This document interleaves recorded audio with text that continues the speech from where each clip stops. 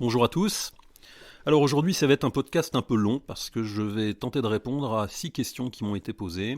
Et si je laisse passer ces sujets, j'ai peur que d'autres viennent s'y ajouter rapidement. Donc je vais essayer de traiter ces questions parce qu'elles me semblent intéressantes. Dans ce podcast aujourd'hui, encore une fois, elles n'ont pas toutes rapport les unes avec les autres. Mais vous allez voir qu'elles sont quand même, enfin en tout cas moi je pense qu'elles sont intéressantes. C'est d'ailleurs pour ça que je vais passer un peu de temps sur chacune d'elles. Alors, la première question, ça porte à l'occasion donc du débat qui a eu lieu sur CNews, enfin, du débat c'est beaucoup dire, on va dire de l'échange rapide qui a eu lieu sur CNews samedi dernier, plateau sur lequel j'ai été invité, donc, qui portait sur les relations entre la France et l'Algérie à l'occasion de l'anniversaire des 60 ans des accords d'Évian. Alors c'est un sujet qui n'est pas simplement un sujet de politique ou de géopolitique ou de politique internationale, c'est aussi un sujet qui va me faire aborder la question de la mémoire et celle du rôle de l'État. Le deuxième sujet que j'aborderai, c'est concernant la guerre OTAN-Russie. On me demande finalement si la Russie réussissait à gagner militairement sur le terrain, comment est-ce qu'elle pourrait convertir cette victoire militaire qui est quand même plutôt pour l'instant, enfin du moins c'est le point de vue de la personne qui me pose la question, qu'elle estime plutôt être par contre une défaite sur le plan médiatique. Comment est-ce que la Russie victorieuse, potentiellement victorieuse sur le terrain en Ukraine, pourrait transformer cette victoire militaire en victoire politique durable en Ukraine? En clair, qu'est-ce que va faire la Russie? Qu'est-ce que pourrait faire la Russie après? La troisième question, ça porte sur la remigration. Certaines personnes ont observé, je l'ai observé aussi d'ailleurs, la reprise par le candidat Éric Zemmour dans le cadre de la présidentielle du concept de remigration, concept que j'ai développé, explicité longuement il y a une dizaine d'années, à une époque évidemment où, enfin, d'une certaine façon, je l'avais fait et je l'avais fait dans un cadre assez différent et pour lui faire dire des choses assez différentes de celles que l'on fait dire aujourd'hui à ce concept. Donc, puisqu'en fait, aujourd'hui, pour Éric Zemmour, la remigration, c'est en gros, c'est renvoyer les gens chez eux, ou c'est renvoyer dans leur pays. Et donc, on me demande, mais qu'est-ce que, vous qui avez travaillé sur ce concept de remigration il y a déjà 10 ans, qu'est-ce que vous pensez du fait que ce concept soit aujourd'hui porté au niveau national à la présidentielle par le candidat Éric Zemmour? On m'avait déjà posé la même question avec le concept de localisme. Hein. Voilà. Mais bon, bref, là c'est un autre sujet. Donc je vais vous donner mon avis. Hein. Alors le quatrième sujet, ça concerne l'article de Whitney Webb qui s'appelle Ukraine and the New Al-Qaïda. Bon, c'est un article en anglais, mais pour ceux qui suivent mon fil Telegram, j'ai mis la version française traduite approximativement quand même, mais j'ai mis la version française sur le site, sur mon fil Telegram. Cet article, Ukraine et la nouvelle Al-Qaïda, de Whitney Webb. Donc Whitney Webb, c'est une journaliste très pointue qui s'intéresse beaucoup aux menées de l'État profond occidental. Cet article est très intéressant et on me demande si je l'ai partagé parce que je partage le point de vue de Whitney Webb. En gros, sur le fait que l'Ukraine soit le point de départ en quelque sorte d'une nouvelle campagne, d'une nouvelle guerre sainte à l'intérieur menée par les élites libérales contre une partie de leur population sur le thème du terrorisme domestique. Voilà, donc je vais essayer de répondre à ça. Le cinquième sujet, pardon, ça concerne la question de la propagande, et certaines personnes un peu ingénues qui me disent mais comment se fait-il qu'alors qu'ils ont menti tant et tant de fois et que les gens ont pu voir qu'ils mentaient tant et tant de fois, comment est-ce qu'il est possible que les gens marchent encore toujours comment est-ce qu'on peut expliquer l'emprise des médias sur le cerveau des gens? Est-ce que les gens sont tous abrutis? Bref, comment c'est possible en fait? Donc bon, je répondrai rapidement à ces observations. Je les ai eues plusieurs fois, un peu ingénues, mais bon, ça vaut quand même toujours je pense que c'est toujours utile de rappeler comment fonctionne le système d'information, le système de conditionnement, et bref. Et on verra que la question de la propagande, c'est moins une affaire de cerveau qu'une affaire d'immunité. Et bref, j'essaierai de développer ça tout à l'heure. Le dernier point on me demande quel est ce que je vois ou ce que j'estime être le plus inquiétant dans l'affaire de l'Ukraine aujourd'hui. Et en gros, comment je vois l'évolution des choses, qu'est-ce qui me paraît le plus dangereux potentiellement dans l'évolution de la situation actuelle sur le terrain du conflit entre l'OTAN et la Russie en Ukraine. Voilà, donc top départ, je vais revenir sur tous ces sujets les uns derrière les autres. Et j'espère que vous êtes bien installés, ça va être un petit peu long, mais j'espère que ça sera intéressant pour vous. Pour mémoire, le boulot que je fais, qui me prend quand même un peu de temps, objectivement un peu de temps, et qui demande un peu de boulot aussi à Omer Marivalde, qui s'occupe de l'aspect technique de tout ça, si ce boulot vous paraît intéressant, contribuez-y aussi bien, comme vous le pouvez, soit en le partageant, soit en soutenant financièrement Omer, soit... Enfin bref, faites ce qu'il faut pour que ce travail soit accessible à plus de personnes. Merci à vous d'avance. Voilà, donc je commence. Alors, le premier sujet, c'est la mémoire, on va dire c'est la relation Algérie-France, et cette question est posée dans le cadre du 60e anniversaire des accords d'Évian.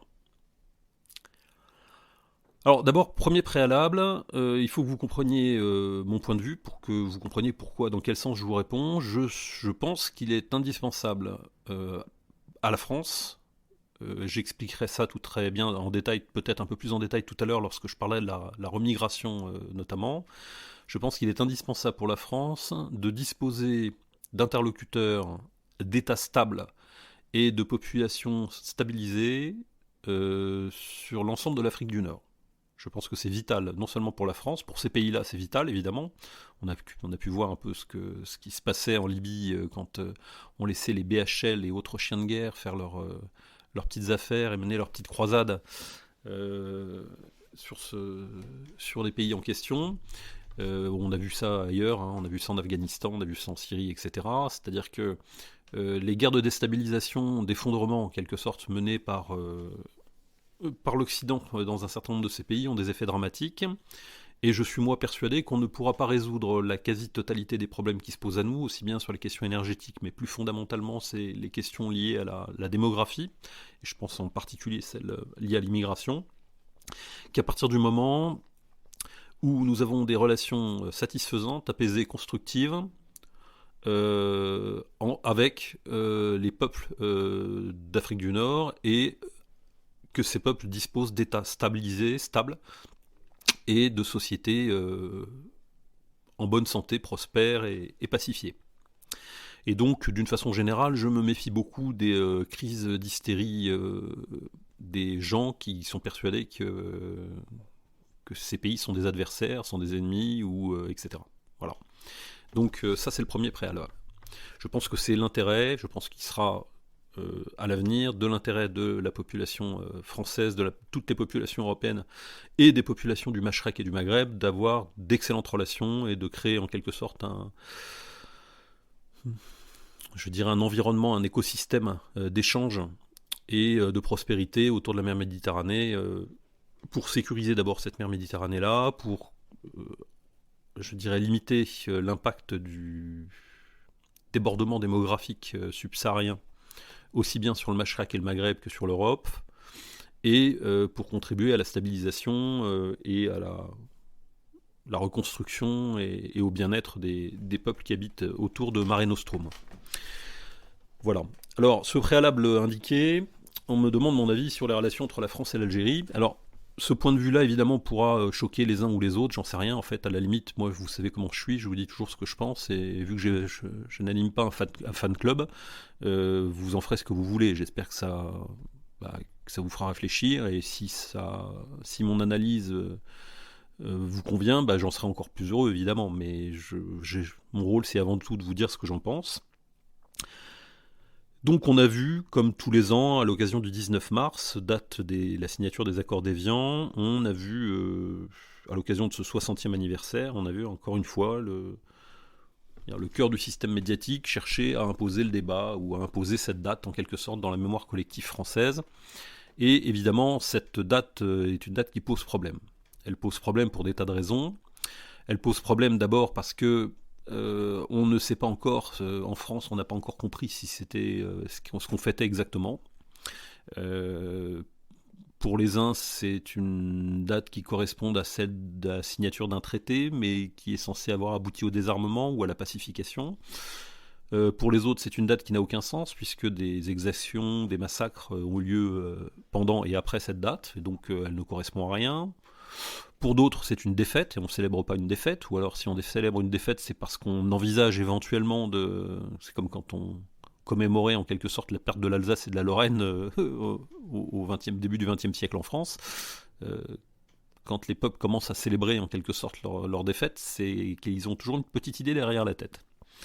Bref, en fait, en France, la question de la date du 19 mars et de la validité de fêter ou pas les accords d'Évian est quand même quelque chose d'un petit peu discuté, c'est le moins qu'on puisse dire. Mais pour les amis algériens qui m'écoutent, il faut comprendre comment ça marche en fait. Et je vais vous donner un point de vue, le point de vue qui est le mien. Je considère que il est conforme à la nature de l'État d'assurer la continuité mémorielle de sa propre population. Qu'est-ce que ça veut dire ? Ça veut dire que le rôle historique de l'État, pour moi, l'État naît en quelque sorte de la perception de la défaite ou de la possibilité de la défaite, c'est-à-dire l'État naît de la conscience que le sort, le destin d'une communauté humaine ne se joue pas intégralement dans un combat à la vie à la mort intégral. C'est-à-dire que, typiquement, les généraux ne participent pas au combat, les politiques ne sont pas les militaires, les femmes et les enfants ne se battent pas. Bref, qu'est-ce qui se passe après la bataille ou qu'est-ce qui se passe avant ? Qu'est-ce qui va se passer pendant ? L'État naît de la... Notamment, on fera un jour un topo sur l'État. L'État naît de la perspective de la défaite ou de la possibilité de la défaite, c'est-à-dire de cette idée qu'il est nécessaire que quelque chose survive à la défaite et que ce quelque chose est plus important que tout. C'est, on va dire, ce qu'on appelle la loi de la bonne conservation de la population, en quelque sorte ce qu'on appelle la loi naturelle, et que l'État est avant tout là pour assurer la loi naturelle, c'est-à-dire la politique de la bonne conservation d'une population. Et donc, l'État est là notamment pour assurer la continuité mémorielle d'une population. Pourquoi ? Parce que cette continuité mémorielle, c'est celle qui permet à cette population de savoir qui elle est, ce qui la distingue de ses voisins, ce qu'elle a vécu et ce qu'elle a souffert, et aussi de se construire. Et en quelque sorte aussi de se propulser de façon dynamique dans son présent et dans son futur. Typiquement, par exemple, en célébrant les sacrifices de ceux qui sont morts, ou la mémoire de ceux qui sont morts pour la collectivité dans des guerres, dans des conflits, etc., etc. C'est pour ça que vous avez des monuments aux morts sur toutes les plages de villages de France, c'est parce que c'était une fonction de l'État, c'est une fonction de la collectivité d'une façon générale, d'assurer la continuité mémorielle de sa propre population et de se souvenir des gens qui avaient donné leur vie pour la collectivité. Alors évidemment, quand vous célébrez la mémoire quand un État célèbre ou une collectivité célèbre la mémoire de ses victimes, elle le fait toujours avec des tas d'arrière-pensées, plus ou moins politiques, plus ou moins intéressées. Vous savez qu'il y a des victimes qui disparaissent des radars, puis qu'il y en a d'autres qui sont très célébrées. Bref, je ne vous dis pas que ce processus est objectif, loin de là. Mais il participe en quelque sorte de la célébration et de la construction de la mémoire, de la célébration des représentations. Il est aussi, il faut le comprendre, c'est un point vachement important, il est aussi la condition du dévouement, de l'engagement et du sacrifice. Il n'y a pas de sacrifice dans une population. Vous ne pouvez pas attendre d'une population ou d'une partie de la population ou de certains individus dans une population qu'elle se sacrifie, sauf si elle est totalement nihiliste et que sa vie ne compte pas et qu'elle, en quelque sorte, c'est du suicide. Mais vous ne pouvez pas attendre de comportement sacrificiel, de dévouement jusqu'à la vie de personnes à partir du moment où ce sacrifice ne leur permet pas d'accéder à une forme d'immortalité dans la collectivité. Je ne vous dis pas que cette immortalité est objective non plus, mais voilà. Mais typiquement, pourquoi est-ce que les États assurent la continuité mémorielle des populations ? Ils le font parce que précisément, c'est aussi la condition du dévouement et du sacrifice. C'est-à-dire que c'est précisément parce que un individu va accéder à une forme d'immortalité dans la mémoire collective aussi qui va pouvoir se sacrifier. Ça peut être parfois parce qu'il n'a pas le choix, parfois c'est un mélange de plusieurs choses, et la plupart du temps c'est un mélange de beaucoup de paramètres simultanés, c'est-à-dire c'est un mélange de stress, de peur, de volonté de défendre ce à quoi il s'identifie, c'est-à-dire son peuple, sa patrie, sa famille, par extension, etc. C'est aussi une volonté parfois de se défendre pour des principes, pour des idées qu'ils estiment bons et préférables, et qui méritent qui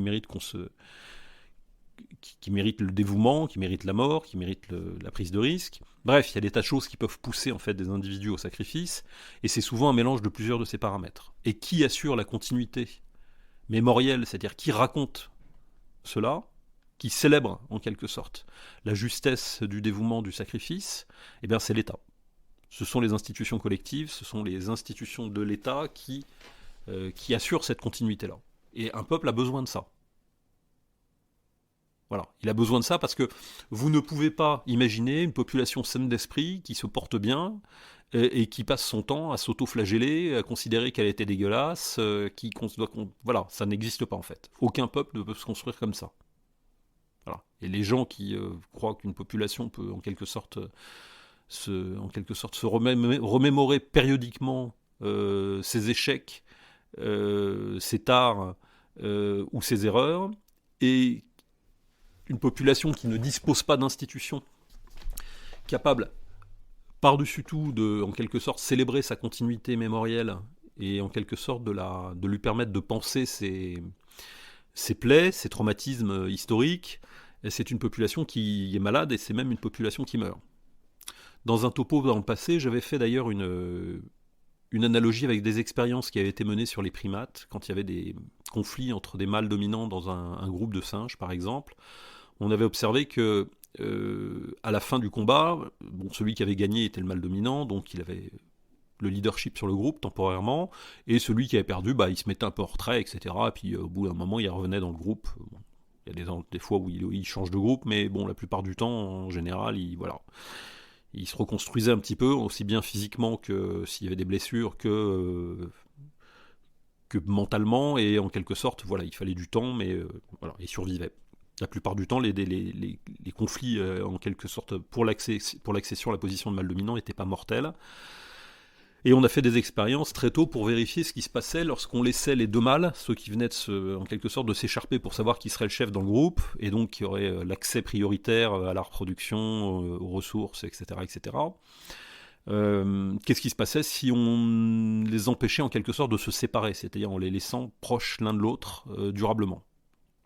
Et on s'est aperçu que en fait les animaux, celui qui avait été dominé temporairement, parce que c'est le genre de situation qui pouvait se retourner à un moment ou à un autre, mais que celui qui avait été dominé dans le combat, en fait, ne pouvait pas se reconstruire, et que, en quelque sorte, c'est chimiquement, c'est pas de l'ordre simplement de la représentation, mais que la proximité de l'autre, c'est-à-dire du mâle dominant, dans son environnement immédiat, l'empêchait en quelque sorte de se refaire la cerise, c'est-à-dire l'empêchait de se rétablir psychologiquement, et de retrouver ses équilibres. Et donc il se laissait en quelque sorte gagner par une forme de stress, et dans certains cas pouvait aller jusqu'à se laisser mourir. Alors je ne vais pas m'étendre là-dessus, mais je prends ça des exemples pour vous dire que aucune population, quels que soient les conflits, les erreurs, les massacres dans lesquels elle a pu être entraînée dans son histoire, et aucun peuple n'est blanc ou noir de ce point de vue-là, ne peut survivre sans, à un moment ou à un autre, en quelque sorte, rétablir ses équilibres par un travail mémoriel approprié. Et ce boulot-là, ça ne peut pas être un boulot d'autoculpabilisation, d'autoflagellation permanent.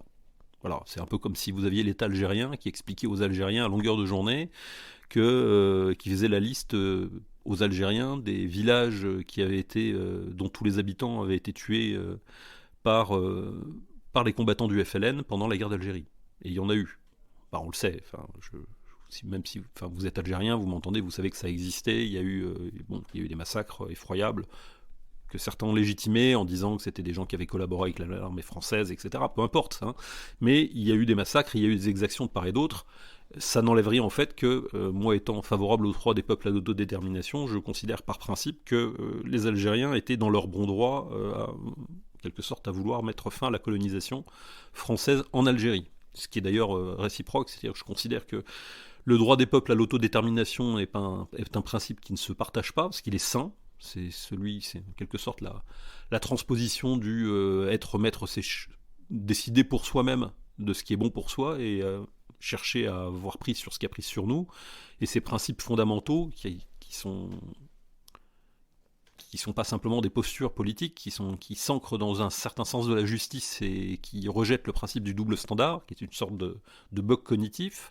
Ce principe de base, celui du droit des peuples à l'autodétermination, c'est au-delà d'une posture politique, c'est un principe de justice fondamentale et qui est valable au niveau de l'individu, qui est valable pour la famille, qui est valable qui est valable partout en fait. Et donc ce principe-là fait que on ne peut pas, on n'accepte pas, si on a un minimum de sens de la justice, on ne peut pas accepter le double standard. On ne peut pas dire je refuse d'être colonisé, mais par contre je valide le fait d'avoir colonisé quelqu'un d'autre.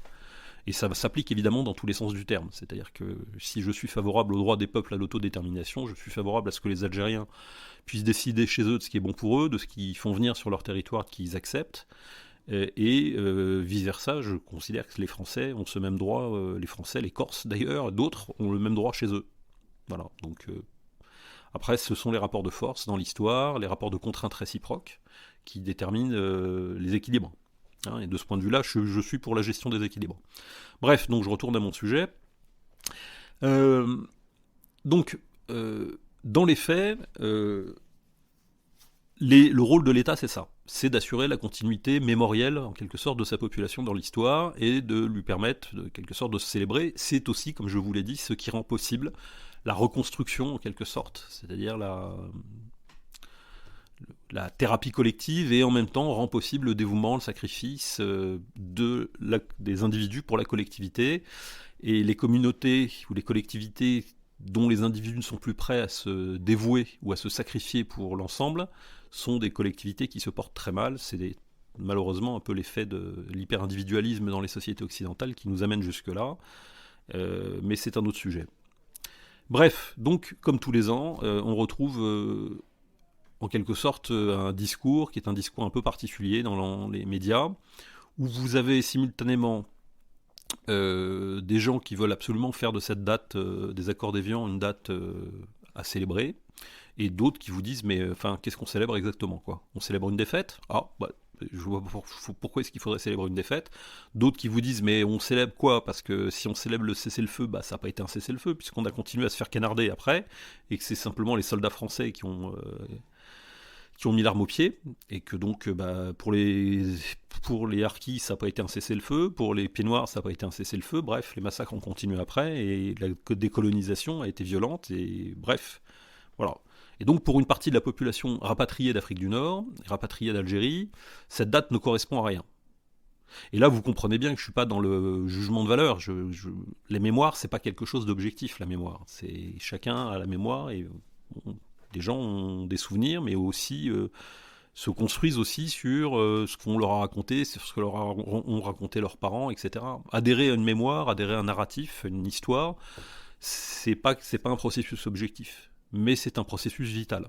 Hein. C'est pour ça que je parle souvent de subjectivité vitale, pour désigner ce que en fait les peuples, en quelque sorte, construisent autour d'eux comme système de représentation, qui n'ont pas vocation à être jugés vrais ou faux en premier lieu, mais qui ont vocation d'être jugés comme bons ou mauvais. Bon pour eux ou mauvais pour eux. Et accessoirement bon pour les autres ou mauvais pour les autres. Bref, donc la question de la mémoire n'est pas une question d'objectivité, de rationalité, etc. Si c'était le cas, ça se saurait. Mais plutôt de représentation, de réparation en quelque sorte, c'est-à-dire de rétablissement. Bon, voilà. Et évidemment, quel est le problème dans tout ça ? C'est que la première phase, en fait, la première partie de la gestion mémorielle de l'État français, c'était la gestion gaulo-pompidolo-giscardienne, on va dire, c'est-à-dire en gros à peu près 25 ans pendant lequel, globalement, l'État français a joué le mutisme complet concernant l'Algérie. Le mutisme total, c'est-à-dire que, bon, en gros, ça y est, c'était terminé, maintenant on passait à autre chose, et on regardait droit devant, et puis finalement, il ne s'était rien passé. C'était assez compréhensif dans la mesure où cet État gaulo-pompidolo, l'État gaulliste avait lui-même organisé la décolonisation. Il l'avait fait non pas parce qu'il y avait eu un échec militaire, au contraire, on peut dire que sur le terrain, militairement, la France n'a pas réellement perdu la bataille, loin de là, mais elle l'a fait parce que ça correspondait à un objectif politique qui avait d'ailleurs été validé par l'immense majorité de la population. Je tiens d'ailleurs à vous préciser, c'est un petit rappel en passant comme ça, que si la colonisation elle-même a été décidée par des élites économiques et politiques en France, de gauche à l'époque, et aussi par des intérêts financiers qui eux n'étaient pas de gauche, cette colonisation n'a jamais été l'effet d'une volonté populaire. Elle a été vendue ensuite, plus tard, par... c'est le mythe de Fort Sagan. On a vendu ensuite, la colonisation à la population par des campagnes médiatiques, de médias, d'affichage, etc. à l'époque appropriée. Mais cette initiative et cette colonisation n'a jamais été le résultat de la volonté de la populaire, parce que le bon peuple a au fond de lui, quelque part, quelque chose qui lui dit toujours ne fais pas aux autres ce que tu ne veux pas qu'on te fasse, et on n'a pas de raison d'aller prendre. On doit respecter en fait ce principe dont je vous parlais tout à l'heure, qui correspond à un bug cognitif chez la plupart des gens qui ont une perception morale minimaliste, c'est-à-dire en fait chez toi c'est chez toi, chez moi c'est chez moi, et voilà. Et donc ce bon sens normal paysan fait que quand effectivement on posera la question beaucoup plus tard aux Français de savoir ce qu'ils pensent de l'indépendance de l'Algérie, l'immense majorité ils vont dire bah oui, ça me paraît normal quoi, enfin je suis pour l'indépendance. Et évidemment, alors je vous dis pas qu'il n'y a pas eu des effets de propagande, de machin, etc. C'est évident. Hein, on peut pas nier qu'il y a eu des effets tout ça n'a pas correspondu à une prise de conscience naturelle, objective par l'ensemble de la population, de la totalité des représentations, des enjeux et des conséquences. C'est pas ce que je dis. Je dis simplement que quand on a posé la question aux Français, la seule fois où on leur a demandé leur avis sur la colonisation, ils ont dit non. Voilà. Donc, pour mémoire. Et donc la gauche, qui était devenue très décoloniale dans les années 60-70, à l'époque donc de la fin de la guerre d'Algérie, avait été coloniale les décennies précédentes. Hein. C'est la gauche qui a fourni, la gauche et d'autres intérêts qui ont fourni les cartouches morales pour justifier le processus de colonisation de la France, justifications qui ont été très agréablement relayées par les milieux d'affaires à l'époque qui, eux, cherchaient, et les milieux militaires, qui cherchaient quelques bonnes raisons de pouvoir légitimer leur entreprise coloniale sur ce territoire. Passons. Donc, pour en revenir en fait au sujet qui nous intéresse, c'est quel est le rôle de l'État. Le rôle de l'État, c'est le rôle de l'État français n'est pas de tenir à la population française le discours de l'État algérien et vice versa. Voilà. C'est comme ça. C'est-à-dire l'État français doit en quelque sorte assurer la continuité mémorielle de la population française, et l'État algérien doit assurer la continuité mémorielle de la population algérienne. Et c'est par-dessus cela, on va dire, et malgré cela, que se noue, dans l'intérêt réciproque des partis, dans l'intérêt des populations, dans le cadre de l'évolution de la politique internationale, des relations entre les États, entre les populations, etc. Bon, voilà. Et comme vous le savez, comme je vous l'ai expliqué en préambule, je suis favorable à ce que nous ayons des relations apaisées, stabilisées et de bonne qualité avec l'Algérie notamment, mais aussi avec les autres pays du Machrek et du Maghreb. Donc évidemment, j'ai quelques difficultés, si vous voulez, à digérer. Alors, d'abord, j'ai quelques difficultés à digérer la position adoptée par le chef de l'État Emmanuel Macron dans cette affaire-là, puisque Emmanuel Macron, pris, je dirais, du syndrome habituel en fait des élites occidentales, pense qu'il est là pour, en quelque sorte, organiser une sorte de thérapie collective sur le thème parlons de nos problèmes réciproques et de nos traumatismes et essayons de trouver la voie de la paix et de la réconciliation. Oui, c'est très sympathique, c'est très gentil, et c'est dans l'absolu parfaitement conforme à une certaine philosophie des Lumières que, en quelque sorte, d'engager sa diplomatie, d'engager son travail pour assurer la continuité, maintenir la possibilité d'une réconciliation, en quelque sorte, des peuples et des États, par-dessus, en quelque sorte, les traumatismes de l'histoire. Ça me paraît tout à fait bien. Bon, simplement, le problème, c'est que je ne sais pas si Emmanuel Macron est au courant, mais il n'est pas psychothérapeute. Voilà. Il est partie prenante. Il n'est pas au-dessus ou ailleurs, c'est pas l'ONU, Emmanuel Macron, c'est le chef de l'État français. Voilà. Et que donc, pour qu'une réconciliation, entre guillemets, ou en tout cas qu'une réparation des mémoires, que des relations apaisées puissent se mettre en place entre la France et l'Algérie, il faut que chaque État, il faut que chaque population se sente en quelque sorte euh, légitimée dans sa mémoire, portée dans sa mémoire et représentée par ses institutions. Je n'ai pas de doute sur le fait qu'une grosse partie des Algériens se sentent globalement plutôt, de ce point de vue-là, en tout cas sur ce sujet-là, représentés par le discours officiel en Algérie. Je vous dis pas qu'il n'y a pas d'autres raisons, qu'il n'y a pas d'autres tensions en Algérie sur d'autres sujets, hein. C'est pas ce que je vous dis. Mais on va dire sur cette question-là, sur la question de la mémoire postcoloniale, la décolonisation, bref, etc. Globalement, la continuité mémorielle est assurée en Algérie. Et c'est très bien. C'est normal, en fait. Voilà. C'est vital même, hein. J'ai pris des exemples tout à l'heure pour vous expliquer pourquoi c'est vital. Et donc, je trouve parfaitement normal, et je trouverais parfaitement normal que l'État français fasse de même. Or, c'est très intéressant de voir que, une fois de plus, en fait, Emmanuel Macron, dans la continuité de la gauche social-démocrate, en quelque sorte française, n'adopte pas cette position. Il oscille entre la reconnaissance de crimes contre l'humanité en Algérie, le terme, je ne reviendrai pas sur cette notion de crime contre l'humanité, c'est un autre sujet, et la dénonciation en quelque sorte des horreurs de la colonisation, et simultanément la volonté de rétablir des mémoires contradictoires et d'apaiser ce travail mémoire. Donc là on retrouve le en même temps habituel chez Emmanuel Macron, c'est-à-dire d'un autre côté il dit aux gens vos ancêtres, ou vous avez été l'État français ou les Français ont été d'épouvantables génocidaires en, en Algérie, et de l'autre, oui, mais il faut quand même se réconcilier, les mémoires contradictoires et tout ça, et c'est le temps de faire la paix, et voilà. Vous comprenez bien que tout ça n'a pas de sens. C'est-à-dire que si vous avez un minimum de pensée long terme, que vous soyez algérien ou français, vous réfléchissez 2 secondes, vous dites ok, mais il veut aller où là? Bah en fait, il va nulle part. Je vous rassure, il ne le sait pas lui-même, c'est-à-dire qu'il n'y a pas pensé avant, comme la majorité des choses qu'il aborde. Il s'est pris pour un psychothérapeute, mais le problème c'est qu'il n'est pas, il est chef de l'État français, malheureusement, et il n'est pas chargé d'organiser une thérapie de couple. Hein. Donc, moi, mon point de vue est assez clair. Je crois que cette attitude, cette volonté d'imposer en quelque sorte la célébration des accords d'Évian est un problème sensible en France, et le restera, et contribue d'une certaine façon, en quelque sorte, à ne pas résoudre précisément, ne pas permettre de résoudre ça.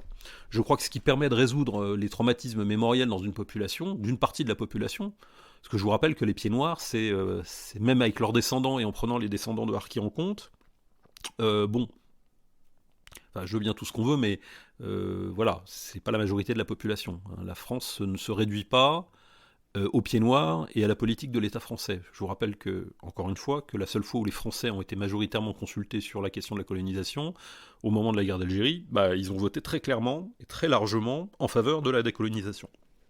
Donc, quelle est la mémoire dominante en fait en France sur cette question-là? Vous avez je pense la majorité des gens qui se disent non, ils étaient chez eux, c'était normal. Et puis vous avez des gens qui, en même temps, même s'ils le pensent, parce qu'il y a aussi des pieds noirs qui pensent que finalement la décolonisation était dans la logique et dans l'ordre des choses, mais qui pensent quand même que globalement ils se sont fait avoir par l'État français, par l'État gaulien, ou qui se sont fait maltraiter par les Algériens. Et donc tout ça évidemment a des conséquences sur un certain nombre de débats, et d'autres paramètres viennent empêcher en quelque sorte la réconciliation des mémoires. Je pense donc, si vous voulez, que si on se place du point de vue de l'État, et je ne parle pas là de la telle et telle mémoire individuelle, hein, si on se place du point de vue de l'État, Emmanuel Macron n'est pas dans son rôle en jouant les psychothérapeutes de groupe. Il est dans son rôle à partir du moment, le chef de l'État normalement est dans son rôle à partir du moment où il commémore, où il assure la continuité de la mémoire française sur la guerre d'Algérie. Quelle est-elle? Elle est de double, comme je l'ai indiqué, c'est-à-dire que il y a 2 choses à dire à propos de la guerre d'Algérie.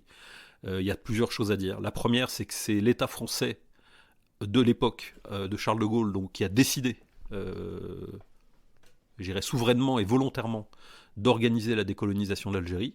il l'a souhaité, il l'a organisé et il l'a réalisé. Donc on peut dire que c'est un échec, mais comme le disait un intervenant sur le plateau de CNews face à moi, j'ai pas le sentiment que ça soit un échec. Un échec, c'est précisément, ou une défaite. Défaite, c'est défaire, c'est-à-dire c'est enlever ce qui a été fait. Or, sauf erreur de ma part, si c'était l'objectif du gouvernement français d'obtenir la décolonisation et que la décolonisation a bien été réalisée, je ne vois pas en quoi c'est une défaite ou un échec. Ça me paraît contradictoire. Bon, c'est peut-être une défaite pour les partisans de l'Algérie française. Mais les partisans de l'Algérie française, c'est combien de personnes, combien de divisions? Bon, il y a eu des votes à l'époque et on est bien au courant, c'est ce que ça a donné. Ces gens-là étaient minoritaires. Voilà. Je vous dis pas bien, gentil, pas gentil, méchant, pas méchant, etc. Peu importe. La majorité, l'immense majorité des Français de métropole étaient opposés à la colonisation et donc ne voulaient pas de l'Algérie française, de la continuité de l'Algérie française. Bref. Donc du point de vue français, en fait, qu'est-ce qu'il y a à dire? Est-ce que c'est une défaite? Non, c'est pas une défaite. Est-ce que la guerre d'Algérie est une défaite? C'est pas une défaite. C'est une volonté de l'État français d'organiser la décolonisation de l'Algérie. Bon. Donc est-ce que c'est une défaite pour la population? Bah non plus, puisqu'en fait la population, dans son immense majorité, était favorable à la décolonisation d'Algérie. Bah oui, enfin, je suis désolé de le dire aux pieds noirs, aux descendants de pieds noirs qui vivent encore. Je connais quelques personnalités politiques de premier plan qui m'ont confié dans des discussions de table, sans être arrosées d'ailleurs, qu'elles étaient nostalgiques de l'Algérie française. J'ai déjà entendu ça, hein, et pas chez des extrémistes. Hein. Donc, inutile de vous dire ce que j'en pense. D'ailleurs, elles l'ont su rapidement, ce que j'en pensais, mais c'est pour vous dire qu'il y a encore des gens, globalement, qui vivent encore, 60 ans plus tard, qui vivent encore avec cet état d'esprit-là. Hein. Enfin, voilà. Bon, en même temps, il y en a encore qui vivent encore au temps de la Deuxième Guerre mondiale, voire de la Troisième République, voire plus anciens encore. Hein. Je parle pas de Clovis, et on peut remonter encore plus loin. Donc c'est une particularité de la droite, et de l'extrême droite en particulier, d'être formé de la sédimentation des vaincus de l'histoire. Bon, passons là-dessus. Encore une fois, je ne suis pas en train de vous dire gentil, pas gentil, méchant, pas méchant. Je veux dire, toutes les histoires individuelles peuvent expliquer le fait que des gens, parfois, aient des postures ou des attitudes par rapport à des événements historiques et, en quelque sorte, aient du mal à faire leur deuil, ce qu'on peut parfaitement comprendre. Mais ça, il n'y a que le temps qui puisse résoudre ce genre de truc. Le rôle de l'État, c'est la continuité mémorielle de l'État français. Et donc, pour terminer là-dessus, c'est pas le rôle de faire. Son but, ce n'est pas d'assurer la psychanalyse des deux parties, et encore moins de tenir aux Français le discours de l'État algérien. Voilà. Donc voilà pour Macron. Et donc, pour terminer là-dessus, rappel des faits, c'est l'État français qui a organisé la décolonisation, qui l'a accepté et qui l'a formalisé, parfois dans des conditions qui sont plus que discutables sur le terrain, c'est le moins qu'on puisse dire. Et donc la mémoire des gens qui en ont souffert doit être aussi rappelée, respectée, etc. Il y a des gens qui ont beaucoup souffert de cette guerre, parce qu'ils en sont morts, parce que leurs familles en sont mortes, parce qu'ils ont tout perdu, etc. Et qu'il n'y a pas de raison, même s'ils sont très minoritaires et représentent très peu de monde dans notre population, ça fait aussi partie un peu de notre histoire. Mais, deuxième acquis, c'est la population française qui a voté très largement et majoritairement pour la décolonisation de l'Algérie. Voilà. Voilà ce que nous devons savoir. Et donc, dans les deux cas, ça n'est ni une défaite, ni quelque chose de dramatique. C'est quelque chose qui, au contraire, doit être porté au crédit, en quelque sorte, non seulement du peuple français, mais de l'État gaulien de l'époque, en tout cas de mon point de vue. Et si nous avons à célébrer des mémoires, c'est celle de la volonté politique d'une population qui a été librement consultée, qui s'est librement exprimée sur cette question, sur celle d'un homme politique, Charles de Gaulle, qui, conscient des problèmes que posaient à court terme les questions aussi bien démographiques, culturelles, etc., a considéré qu'il était préférable de s'engager dans cette voie-là, pour des raisons diverses et variées, sur lesquelles je ne reviendrai pas, et tertio, que malgré tout cela, et malgré cette volonté majoritaire de la population et cette mise en œuvre par l'État français de la décolonisation, et du combat, si on adopte le point de vue algérien, le combat est... Le combat des Algériens pour retrouver leur indépendance, évidemment, tout ça c'est pas fait tout ça n'est pas simplement le résultat de la volonté de la population et de l'État français, c'est un rapport de force qui a eu lieu sur le terrain, il y a eu des résistants en Algérie, des militants pour l'indépendance de l'Algérie, et des combats qui ont créé le rapport de force et qui ont permis de faire exister cette option-là pour le peuple algérien, évidemment. Hein. Ça va sans dire, mais ça va mieux en le disant. Donc bref, donc la mémoire collective du point de vue français, elle est simple en fait. On a voté pour, on était pour, et l'État français l'a fait et l'a organisé. Et oui, effectivement, nous avons en France une population d'origine d'ascendance pied-noir ou marquis qui est en quelque sorte, qui a vécu comme un traumatisme et quelque chose d'épouvantable cette période-là. On peut le respecter et on doit le respecter parce que ça fait partie des choses, mais ça n'a jamais été, ça n'est pas la mémoire dominante collective. Quant à Emmanuel Macron et au gouvernement et aux politiques français, leur rôle à eux n'est pas de tenir aux Français le discours de l'État algérien, leur rôle à eux c'est d'assurer la continuité mémorielle de la population française, conformément à l'histoire, conformément à toutes ces parties, y compris celles qui ont souffert, mais aussi conformément à ses intérêts et à ses intérêts pour l'avenir. Voilà pour mon point de vue sur le premier sujet. Alors, la deuxième question que l'on m'a posée, que vous allez voir, ça n'a pas grand rapport, mais quoique, du coup, je vais la traiter en second, c'est la question de la remigration et la question de la remigration chez Éric Zemmour. Alors, certaines personnes m'ont contacté, plusieurs en fait, hein. J'ai eu pas mal de messages pour me dire, vous avez vu, tiens, Éric Zemmour parle de remigration, machin, etc. Vous devez être vachement content, ou alors vous devez vraiment être pas content du tout, parce que... Bref. Donc il y a les gens qui m'ont interrogé, mais qu'est-ce que vous en pensez ? Alors ce que j'en pense, je vais vous le dire très clairement. J'ai travaillé sur le concept de remigration il y a une dizaine d'années, et je l'ai fait parce que je cherchais en fait à... J'ai toujours considéré, je vous le dis très clairement, j'ai toujours considéré que l'immigration de masse était un processus qui visait à déstabiliser en profondeur les sociétés. Voilà. Je pense que l'immigration de masse, c'est le processus par lequel l'oligarchie mondiale, occidentale et mondialiste, cherche à répondre au slogan des souverainistes indigénistes sud-américains qui écrivent le peuple uni ne sera jamais vaincu. El pueblo unido jamás será vencido. Vous connaissez ce slogan, hein, le peuple uni ne sera jamais vaincu. Et que répond en quelque sorte l'oligarchie à ce peuple qui dit que s'il était uni, il ne sera jamais vaincu? Eh bien, l'oligarchie lui répond « Vous ne serez plus jamais unis ». Voilà à quoi sert l'immigration et voilà à quoi servit l'immigration. Je ne parle pas de l'accueil des réfugiés partant de guerre, je ne parle pas des étudiants qui viennent faire leurs études et qui parfois ont tendance un peu à s'enquister sur le territoire alors qu'ils devraient faire profiter leurs connaissances, leur pays d'origine de leurs connaissances. Je ne parle pas d'autre chose que du processus d'immigration massive, et je ne parle pas non plus des gens qui voyagent ou qui changent de pays, qui s'installent, etc. Tous des processus qui ont toujours existé. Je parle d'immigration massive, c'est-à-dire de l'organisation volontaire par un certain nombre d'intérêts de transfert de population massive d'un pays vers un autre. Hein ? Donc, de ce point de vue-là, j'ai toujours considéré que l'immigration était globalement, dans ses effets délétères, négatifs, parce qu'elle visait en fait à instaurer des sociétés divisées contre elles-mêmes et surtout fragilisées parce qu'elles étaient susceptibles d'être instrumentalisées, dont les parties en fait étaient susceptibles d'être instrumentalisées les unes contre les autres. Et donc d'amener ces pays en quelque sorte retournés contre elles-mêmes, ces populations retournées contre elles-mêmes, à faire de ces pays des nains politiques et des nains géopolitiques. Et donc j'ai toujours considéré que c'était la volonté notamment des États-Unis d'avoir organisé assez largement des réseaux pro-américains, d'avoir organisé typiquement ces flux migratoires pour en quelque sorte soumettre les pays européens à l'impuissance géopolitique. L'Allemagne est un foutu de s'engueuler avec la Turquie, pour les raisons que vous savez. La France est un foutu de s'engueuler avec l'Algérie, le Maroc, pour les raisons que vous savez. Et vice-versa, la souveraineté d'un pays dépend de sa possibilité de pouvoir, en quelque sorte, parler d'une seule voix.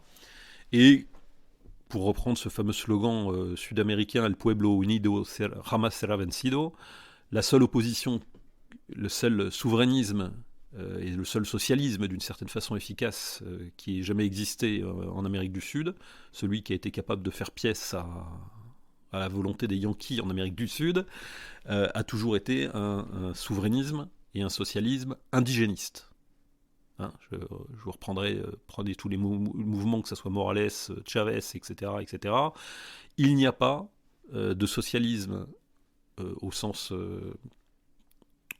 de défense des intérêts du peuple. Hein. On ne va pas rentrer dans le détail du socialisme, son histoire, de toutes les tendances, ça sera un autre sujet, mais de socialisme au sens de défense des intérêts du peuple et de souverainisme au sens de défense de la souveraineté, de la liberté et du droit des peuples à l'autodétermination, il n'y a pas de droit des peuples à l'autodétermination et de socialisme au sens de défense des intérêts de la population qui travaille, contre les intérêts de l'oligarchie et contre l'impérialisme, la volonté de dominer en quelque sorte de la première puissance mondiale, sans indigénisme, c'est-à-dire sans enracinement de ce droit des peuples à l'autodétermination, de ce combat pour le droit des peuples à l'autodétermination et de ce combat pour le droit des gens qui travaillent, socialisme, sans indigénisme, c'est-à-dire sans s'appuyer sur une population qui a ses racines solidement plantées dans son sol, dans sa culture, dans sa façon différente de faire les choses, etc., etc. Et ça a été vrai pour l'Amérique du Sud, c'était vrai d'ailleurs pour l'Algérie, dont on parlait il y a quelques minutes. Le droit des peuples à l'autodétermination en Algérie, c'était pas une lubie idéologique d'universitaire, c'était quelque chose de très réel. On parlait de quoi ? On parlait des gens, chez eux, qui voulaient un État et une société qui soit l'expression de leur volonté collective. Voilà. Et donc, cette question de la remigration, en quelque sorte, pour moi, découle de la question de l'immigration. Et donc, lorsque j'ai abordé avec le point de vue critique que vous connaissez maintenant, la question de l'immigration, j'ai toujours considéré qu'elle était une question fondamentale pour les années à venir, parce qu'elle était, de mon point de vue, la réponse oligarchique à cette volonté d'unité de souverainiste et socialiste, encore une fois souverainiste au sens où je l'ai défini et socialiste au sens aussi où je l'ai défini, c'est-à-dire on ne parle pas du socialisme au sens du Parti socialiste français, hein, évidemment, mais de la volonté en quelque sorte de défendre les droits et les acquis sociaux, les droits et les acquis de la population travailleuse, de la population qui vit de son travail. Et que donc tout cela n'avait pas de prise à partir du moment où ça ne reposait pas sur une population unie précisément, El Pueblo Unido. Et donc quand vous transformez une société en société fragmentée, multiculturelle, avec des gens qui ont des religions différentes, des droits, des systèmes de représentation différents, des coutumes différentes, des sensibilités différentes, et que vous créez en quelque sorte un kaléidoscope, en quelque sorte un patchwork en quelque sorte de population et de communauté sur un territoire.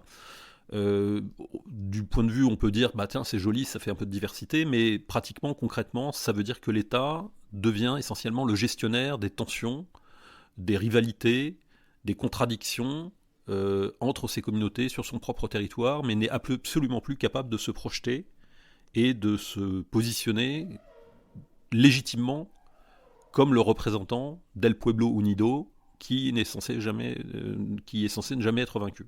Et c'est d'ailleurs bien ce qui se vérifie, parce que plus nos sociétés sont multiculturelles, plus elles deviennent totalitaires, plus elles deviennent violentes, plus elles deviennent invivables, plus elles deviennent désagréables, et plus l'État profite en quelque sorte de cette fragmentation pour renforcer son contrôle opérationnel, et les élites qui sont derrière, son contrôle opérationnel sur les populations, en utilisant toujours les besoins, les aspirations en quelque sorte des populations à plus de sécurité ou à la reconnaissance de leurs particularités culturelles ou au respect de leur religion, etc., etc. Et utilise chacune de ces de ces aspirations légitimes pour faire avancer en quelque sorte toujours plus le contrôle des gens, le contrôle des populations, etc. Donc, voilà pourquoi j'ai toujours considéré que l'immigration de masse était un processus nuisible. Elle l'est particulièrement, et quand j'ai abordé la question de la remigration, donc c'est-à-dire de l'inversion des flux migratoires, de mon point de vue donc, et qui était un enjeu, n'était pas simplement un enjeu pour la France et pour les Européens, elle est un enjeu aussi pour nos voisins immédiats, c'est-à-dire pour tous les pays qui bordent la mer Méditerranée. Et ça pour plusieurs raisons. D'abord parce qu'il est important pour nous que la mer Méditerranée soit en quelque sorte sécurisée, Mare Nostrum. Deuxièmement, il est important que ces pays qui forment nos Rimlands, je parle du point de vue européen là, c'est-à-dire nos rives sud, soient eux-mêmes des pays qui restent, je dirais, des pays stables, Pourquoi ? Parce que les pays instables, ce sont des guerres, ce sont des mouvements de population, c'est donc plus d'immigration potentielle, ce sont des souffrances aussi. C'est aussi des dépendances énergétiques. Il faut savoir qu'on a des relations énergétiques avec l'Algérie qui sont quand même importantes. Qu'un certain nombre d'intérêts redécouvrent aujourd'hui, maintenant qu'ils ont décidé de se foutre sur la gueule avec la Russie, on s'aperçoit que quand même il faudra éviter de se foutre simultanément sur la gueule, il faut éviter de s'engueuler avec simultanément l'Algérie, la Norvège et l'Iran et la Russie simultanément. Mais c'est un autre sujet. Bref. Donc pour en revenir à ça, bref, j'ai toujours été un militant anti-immigration, non pas par racisme ou par xénophobie, etc. Je suis plutôt xénophile, j'ai beaucoup voyagé dans ma vie, donc j'ai travaillé en Afrique subsaharienne, au Machrek, en Asie, etc. Donc comme tous les gens qui ont beaucoup voyagé, j'ai toujours été curieux et voilà. On peut pas considérer que je sois xénophobe, je crois pas, mais je suis très nettement, j'ai toujours considéré que l'immigration de masse en Europe était une catastrophe. Voilà. Et je le dis d'autant plus facilement que j'ai été expliqué à un certain nombre d'intellectuels et même de politiques, voire de ministres, parce que j'ai été reçu par des ministres dans des pays du Maghreb. J'ai été expliqué dès les années 2010. J'ai été expliqué à un certain nombre de dirigeants, de chefs de partis politiques, de ministres ou d'influenceurs, on va dire, responsables de médias, etc., dans les pays du Maghreb, pourquoi je pensais qu'il était important que nous engagions en fait des débats sur la question de la remigration. J'ai donc voyagé assez rapidement à l'époque, à mes frais, je le précise.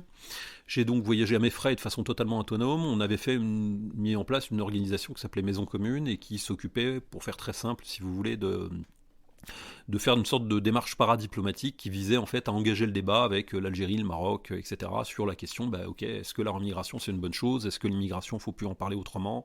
Est-ce qu'on peut passer à autre chose ?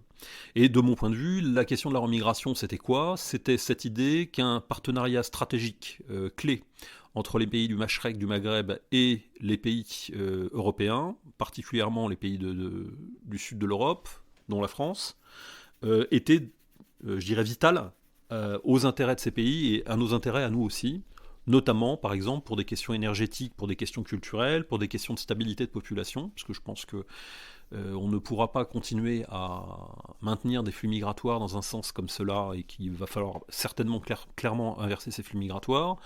Mais je souhaitais que ces questions soient abordées de façon pragmatique, positive et ne se vivent pas en quelque sorte comme une sorte de réaction seulement défensive ou purement, je dirais, résultant d'une sorte d'obsession de pureté ou d'obsession de... Voilà, pour moi la question était très simple, je pense qu'il est important de réduire l'immigration en France, c'est d'ailleurs la volonté de la majorité de la population française, et je pense qu'il est important que les pays d'émigration comprennent que c'est leur intérêt et que ça devienne, de ce fait, leur intérêt aussi. Et que donc un certain nombre de populations qui vivent actuellement en France puissent demain repartir dans ces pays-là et y trouver la possibilité de s'y réimplanter dans les conditions satisfaisantes, etc. J'analysais en fait ces phénomènes-là et j'ai rencontré beaucoup de gens là-dessus, dans lesquels on a analysé ensemble. J'ai rencontré des généraux, par exemple, marocains, j'ai rencontré des politiques et des ministres, etc., et de divers pays. Et j'ai à chaque fois tenu en gros un discours très structuré à l'époque, je vous le refais pas parce que ça prendrait des heures, mais pour expliquer à ces gens, voilà la situation, voilà ce que ça crée comme problème chez nous, voilà ce que ça crée comme problème chez vous en termes de fuite de moyens, fuite de capitaux, en termes de etc., en prenant les avantages et les inconvénients, et je leur disais, en gros, je leur tenais le discours suivant, en gros, nous pensons qu'on a un autre modèle de développement qui est possible, un modèle de co-développement qui est possible, que notre intérêt, l'intérêt fondamental des populations, des peuples et des États européens, c'est d'assurer la stabilité de ces zones-là, de vos pays, et nous pensons que le principal problème migratoire pour l'avenir immédiat, c'est le problème de l'Afrique subsaharienne, et que c'est celui qui est capable de faire basculer vos pays, à vous, dans l'anarchie totale, sous 50 ans, et les nôtres de la même façon, par ricochet. Et que donc nous avons en quelque sorte des intérêts communs à normaliser, en quelque sorte à juguler ces mouvements de population, et que nous avons intérêt à verrouiller en quelque sorte la mer Méditerranée, ou en tout cas en faire un espace d'échange, de développement et de collaboration, plutôt qu'une sorte de cimetière marin à ciel ouvert pour des boat people transportés par des mafias de passeurs. Voilà comment j'ai abordé la question de la remigration il y a donc de cela une dizaine d'années. À l'époque, j'étais dans une démarche qui visait, en fait, pour que ce sujet devienne un sujet constructif, ma volonté c'était de le traiter donc avec les parties, avec toutes les parties. Et donc j'avais organisé par exemple un colloque à Paris avec des universitaires, géopolitologues marocains à l'époque. J'avais un intervenant algérien, mais qui avait été bloqué pour des raisons de santé et qui n'avait pas pu venir au dernier moment. Mais bon, bref, on avait fait un colloque où il y a eu pas mal de monde à Paris sur la question de la migration avec des intervenants marocains. Et ce colloque avait été organisé, il y a eu des comptes rendus de ce colloque dans la presse grand public marocaine, à l'époque, où il était clairement évoqué la question de la migration. C'est-à-dire que c'était quand même pas un détail. Vous aviez dans des hebdomadaires les plus vendus au Maroc, vous aviez des doubles pages sur le thème colloque en France, colloque franco-marocain sur la remigration. Mon objectif, c'était de faire la même chose avec l'Algérie, avec l'Égypte, avec la Tunisie, etc., etc. Et puis de développer en fait un travail d'échange intellectuel, constructif sur ok, comment on fait, comment ça peut être intéressant, pour qui, comment, enfin, etc., etc. Comprenez la logique, hein. Et donc j'avais organisé cette réunion et j'avais travaillé sur ce concept de remigration dans ce sens-là.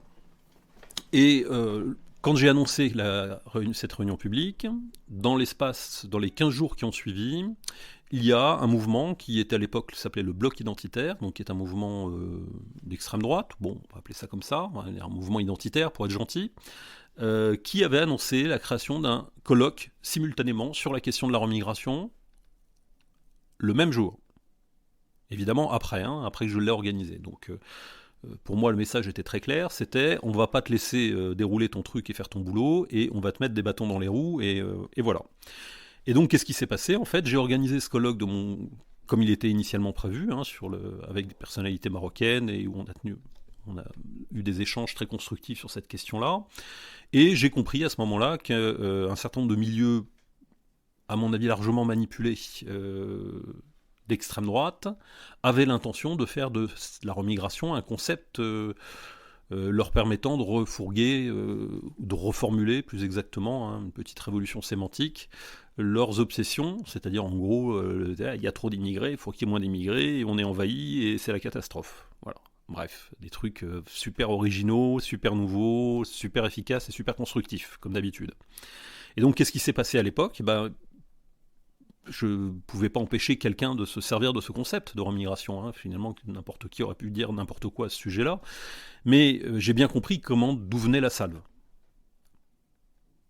J'ai bien compris, ceux qui ont participé, il va y en avoir quelques-uns qui m'écoutent, ceux qui ont participé à mon colloque à l'époque, au colloque qu'on avait organisé dans le cadre de Maison Commune, se souviennent bien du contexte. J'ai bien vu d'où venait la salve. C'est-à-dire, j'ai bien compris qu'il y avait des gens en France qui ne voulaient pas, qui ne veulent pas, que nous puissions aborder ces questions-là de façon rationnelle, calme, et dans l'échange et dans la recherche d'intérêts réciproques entre l'Algérie, la France, le Maroc, la France, la Tunisie, la France, etc., etc. Il y a des gens qui ne veulent pas que ces questions soient abordées de façon calme, posée, rationnelle, dans la recherche des équilibres et dans la recherche de nos intérêts réciproques.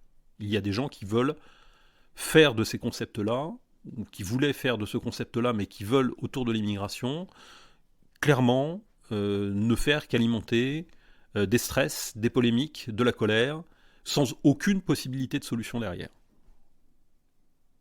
Réfléchissez bien à ça. Et donc lorsque le bloc identitaire, entre guillemets, a organisé sa réunion le même jour que le colloque, et croyez-moi, il le savait très bien, parce que ils me connaissaient. Donc quand ces gens-là ont décidé d'organiser leur réunion sur la remigration le même jour que le colloque que nous organisions, eh bien vous aviez trouvé tous les gens qu'on a retrouvés ensuite, je dirais, à la remorque d'un certain nombre de positions, je dirais, allez, que je ne qualifierais pas aujourd'hui. Vous retrouviez tous les gens que vous retrouvez aujourd'hui tenir en gros le discours de Huntington, c'est-à-dire celui du choc des civilisations et leur crise sur la question de l'islam, etc. C'est-à-dire vous y retrouviez Renaud Camus, vous y retrouviez, bref, tout un tas de gens qui globalement avaient décidé de faire du concept de remigration un équivalent de foutons-les tous dehors ou foutons-les tous à la mer. Ce qui est globalement la rengaine d'une grosse partie de l'extrême droite depuis des années, rengaine qui n'a jamais non seulement débouché sur quoi que ce soit, qui est tenue par des abrutis, objectivement, des imbéciles heureux, de gens qui en plus, parce qu'ils sont en colère, parce qu'ils sont malheureux, parce qu'ils sont impuissants, parce qu'ils sont, bon bref, pour des tas de raisons, sont des gens qui ne cherchent pas de solution, mais sont en permanence dans l'alimentation de la rancœur, de l'angoisse, de la trouille, etc., etc. Je vous dis pas qu'il n'y a pas de raison d'avoir de l'inquiétude, de la trouille ou de la rancœur sur ces questions-là. Je ne suis pas en train de vous dire que ce sont des questions simples qui ne provoquent pas de frayeur ou d'inquiétude profonde dans des couches de la population, en France et ailleurs en Europe, mais pas que. Moi j'ai discuté il n'y a pas très longtemps avec des amis algériens, c'était des Algériens, qui m'ont parlé, qui me donnent régulièrement des nouvelles des infiltrations, des convois de subsahariens qui sont envoyés vers l'Algérie depuis maintenant des années. Il y a quand même des coins où il y a une vraie transformation de population, et croyez-moi, ça les réjouit pas du tout. Et ils voient très bien où ça va. Je vous parle pas du Maroc, on a exactement les mêmes configurations. Vous avez des quartiers entiers maintenant qui ont changé de population. Voilà. Donc je vous donne ces deux exemples-là, mais je pourrais passer des heures en fait à vous parler de ça, et donc à vous dire que globalement, aucun responsable politique, aucune personnalité, aucune personne qui réfléchit 2 minutes ne peut se dire que l'immigration est un élément, l'immigration de masse et les déplacements massifs de population vont contribuer à stabiliser, à pacifier leur pays et leur culture, leur population. Personne. On sait tous par qui c'est utilisé et pourquoi. Et j'ai vu, lorsque j'ai travaillé sur la question de l'immigration, et quand j'ai voulu surtout y travailler de façon très raisonnable et très pacifique, et dans l'intérêt réciproque, en recherchant des alliés de part et d'autre, etc., comment immédiatement des réseaux habituellement qualifiés d'identitaires se sont instantanément positionnés pour m'empêcher de faire ce travail-là. Et croyez-moi, ils n'ont pas utilisé que ces moyens-là. À l'époque, j'avais des articles dans Minute, le torchon, vous savez, dont parlait Pierre Desproges. Pierre Desproges disait Minute, c'est tout Sartre. Vous avez à la fois la nausée et les mains sales. Bref, fin de ma parenthèse. Mais bon, vous aviez des articles contre moi dans Minute quasiment toutes les semaines, m'expliquant que j'étais un dangereux radical qui voulait faire fermer les grandes surfaces, que je sais pas quoi. Enfin, ça n'arrêtait pas. Donc j'ai bien vu à quoi servaient un certain nombre de réseaux identitaires, comment ces réseaux étaient utilisés, et comment ils étaient utilisés pour non pas pour faire avancer en quelque sorte la recherche de solutions, mais comme ils étaient avancés pour essentiellement agiter des peurs, créer de la frayeur, et rendre surtout impossible une résolution satisfaisante, intelligente de ces questions. Voilà. Et donc, quand maintenant on me parle d'Éric Zemmour, qui utilise le concept de remigration pour dire, en gros, on va renvoyer les criminels dans leur pays d'origine, bon, ce en quoi d'ailleurs je ne suis pas forcément en désaccord, je suis même plutôt en accord, c'est pas la question, mais j'ai pas besoin de vous dire que je suis pas totalement satisfait, parce que j'ai quand même l'impression globalement que le concept, cette notion de remigration, je voulais qu'elle dise autre chose. C'est quand même moi j'ai pas inventé le concept, parce que le concept c'est un anglicisme qui date du XVIIe siècle, la remigration, remigration, c'est un truc, j'avais fait une note là-dessus pour expliquer d'où venait le mot, comment il avait été utilisé, etc. Donc c'est un anglicisme en fait que j'ai réinjecté en quelque sorte dans le vocabulaire français récent. Et quand je l'ai fait, j'ai jamais prétendu en être ni l'auteur, mais j'ai bien expliqué d'où venait ce mot-là et pourquoi j'avais choisi de l'utiliser. Bref, donc quand j'ai utilisé ce mot-là, j'avais des idées, un projet, et il y avait un travail derrière. Je vous ai raconté très brièvement, mais un jour je reviendrai peut-être plus longuement dessus, comment il a été sabordé méthodiquement par un certain nombre de gens qui ne veulent pas que ces problèmes soient résolus. Alors dans cette catégorie de gens, il y a deux catégories. Il y a les idiots, bon, en gros les gens bornés, obsessionnels, qui ont la trouille et dont la seule chose qui les intéresse, c'est globalement de clamer leur angoisse et de se retrouver en petit comité où on pense tous pareil pour pouvoir le dire. Et des gens plus malins qui sont derrière, beaucoup plus malins, qui sont derrière et qui globalement, eux, se servent de ces réseaux identitaires, pas simplement en France, pour globalement euh, créer les conditions d'un clash, en quelque sorte, et pour récolter en quelque sorte les graines de la division qu'ils ont semées en favorisant simultanément l'immigration par ailleurs. Voilà. Fin de la parenthèse sur l'immigration, donc je pense que ça répond à la question du qu'est-ce que je pense de la remigration chez Éric Zemmour, vous voyez. Alors justement, pour assurer la continuité de cette discussion, donc ça va, j'espère que vous suivez jusqu'à maintenant, hein, tout ça est très, très détaillé, très long. L'article, la question suivante, ce qui m'était posé, c'était la question concernant l'article de Whitney Webb, journaliste travaillant au Chili, qui a écrit un article qui s'appelle Ukraine and the New Al-Qaïda. Bon. Donc cet article que j'ai partagé en français sur mon fil Telegram, je vous invite à vous y abonner. Cet article donc est un article assez intéressant, même s'il n'est pas sans contradiction, mais je l'ai posté quand même, non pas parce que je le reprenais à 100%, mais parce que globalement je le trouvais plutôt intéressant, et parce qu'il surtout il confortait un certain nombre des analyses que j'avais faites moi-même de mon côté, dans ma Ford intérieure, comme disait l'autre. Que dit en gros cet article ? Il nous dit en gros ce que la CIA et le département d'État ont fait en Ukraine, avec ce qu'on appelle vulgairement les néo-nazis, qui sont on va dire des identitaires militarisés en Ukraine, c'est en gros ce qu'elle avait fait avant en Afghanistan. Voilà. C'est-à-dire, elle s'est servie d'une forme de recrutement international, de mise en place de Moudjahidine, de promotion, en s'appuyant sur des troupes locales formées et aussi sur des réseaux, je dirais, visant en quelque sorte à radicaliser une partie de la communauté, une partie des élites militantes, ou en tout cas des catégories de population dans les pays musulmans, et d'envoyer, de se servir de ces populations radicalisées dans les pays musulmans pour mener des guerres contre, dans des pays proxy, ce qu'on appelle les proxy wars, hein, donc des guerres par État interposé, contre les ennemis politiques de l'ensemble occidental, c'est-à-dire en l'occurrence, le plus souvent possible, la Russie. Donc là, en l'occurrence, en Afghanistan, c'était le cas. Donc en gros, qu'est-ce qui s'est passé ? Qu'est-ce que dit Whitney Webb ? Elle nous dit, pour faire simple, hein, elle nous dit, vous avez vu ce qu'ont fait les Américains ce qu'ont commencé à faire les Américains en fait en Afghanistan et ce qu'ils ont fait plus tard en Syrie. Bon, en gros, ils s'apprêtent à faire à peu près la même chose en Europe et dans tout l'ensemble du monde occidental, simplement non pas dans le cadre d'une projection vers l'extérieur, quoique ça peut quand même emmerder les Russes et donc c'est bien. Enfin, c'est bien, elle dit pas que c'est bien, elle dit que c'est l'objectif. Mais surtout afin de déclencher ou d'alimenter une croisade intérieure qui ne devrait plus tarder. Et quelle est cette croisade intérieure ? C'est celle de ce que les élites libérales américaines appellent le terrorisme domestique.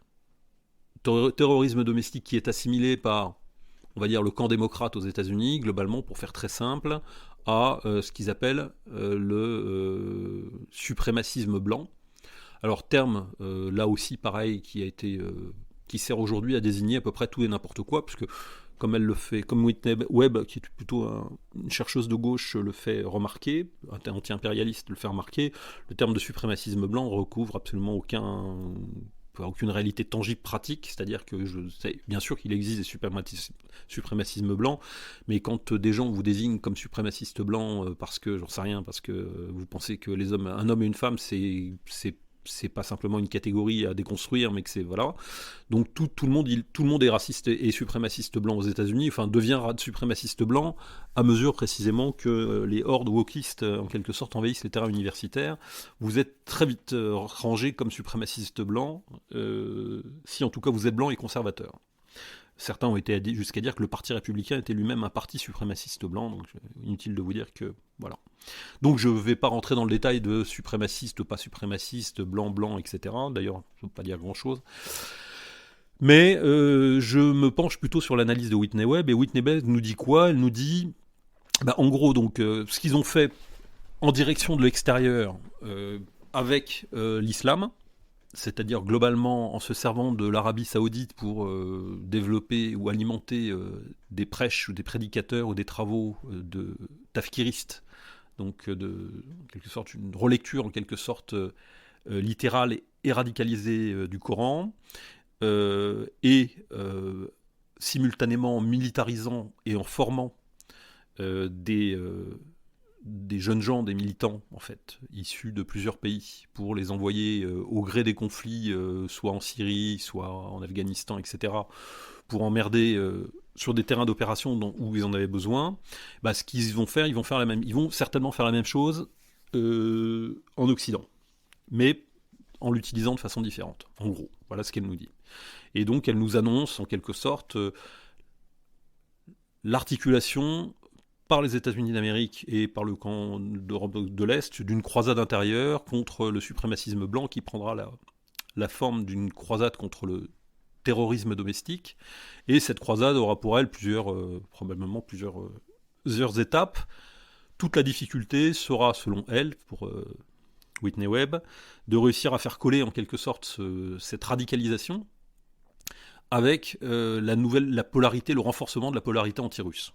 Bon, parce que en clair, si vous voulez, ils ont utilisé, il n'y a pas de doute sur le fait que la CIA, le département d'État, se soit servi de la mouvance identitaire ukrainienne. Je ne suis pas en train de vous dire qu'il n'y a pas de raison à ça. Enfin, petit retour en arrière. Quand je vous parle d'éléments radicalisés, je ne suis pas en train de vous dire qu'une personne n'a pas de raison d'être radicalisée. Voilà.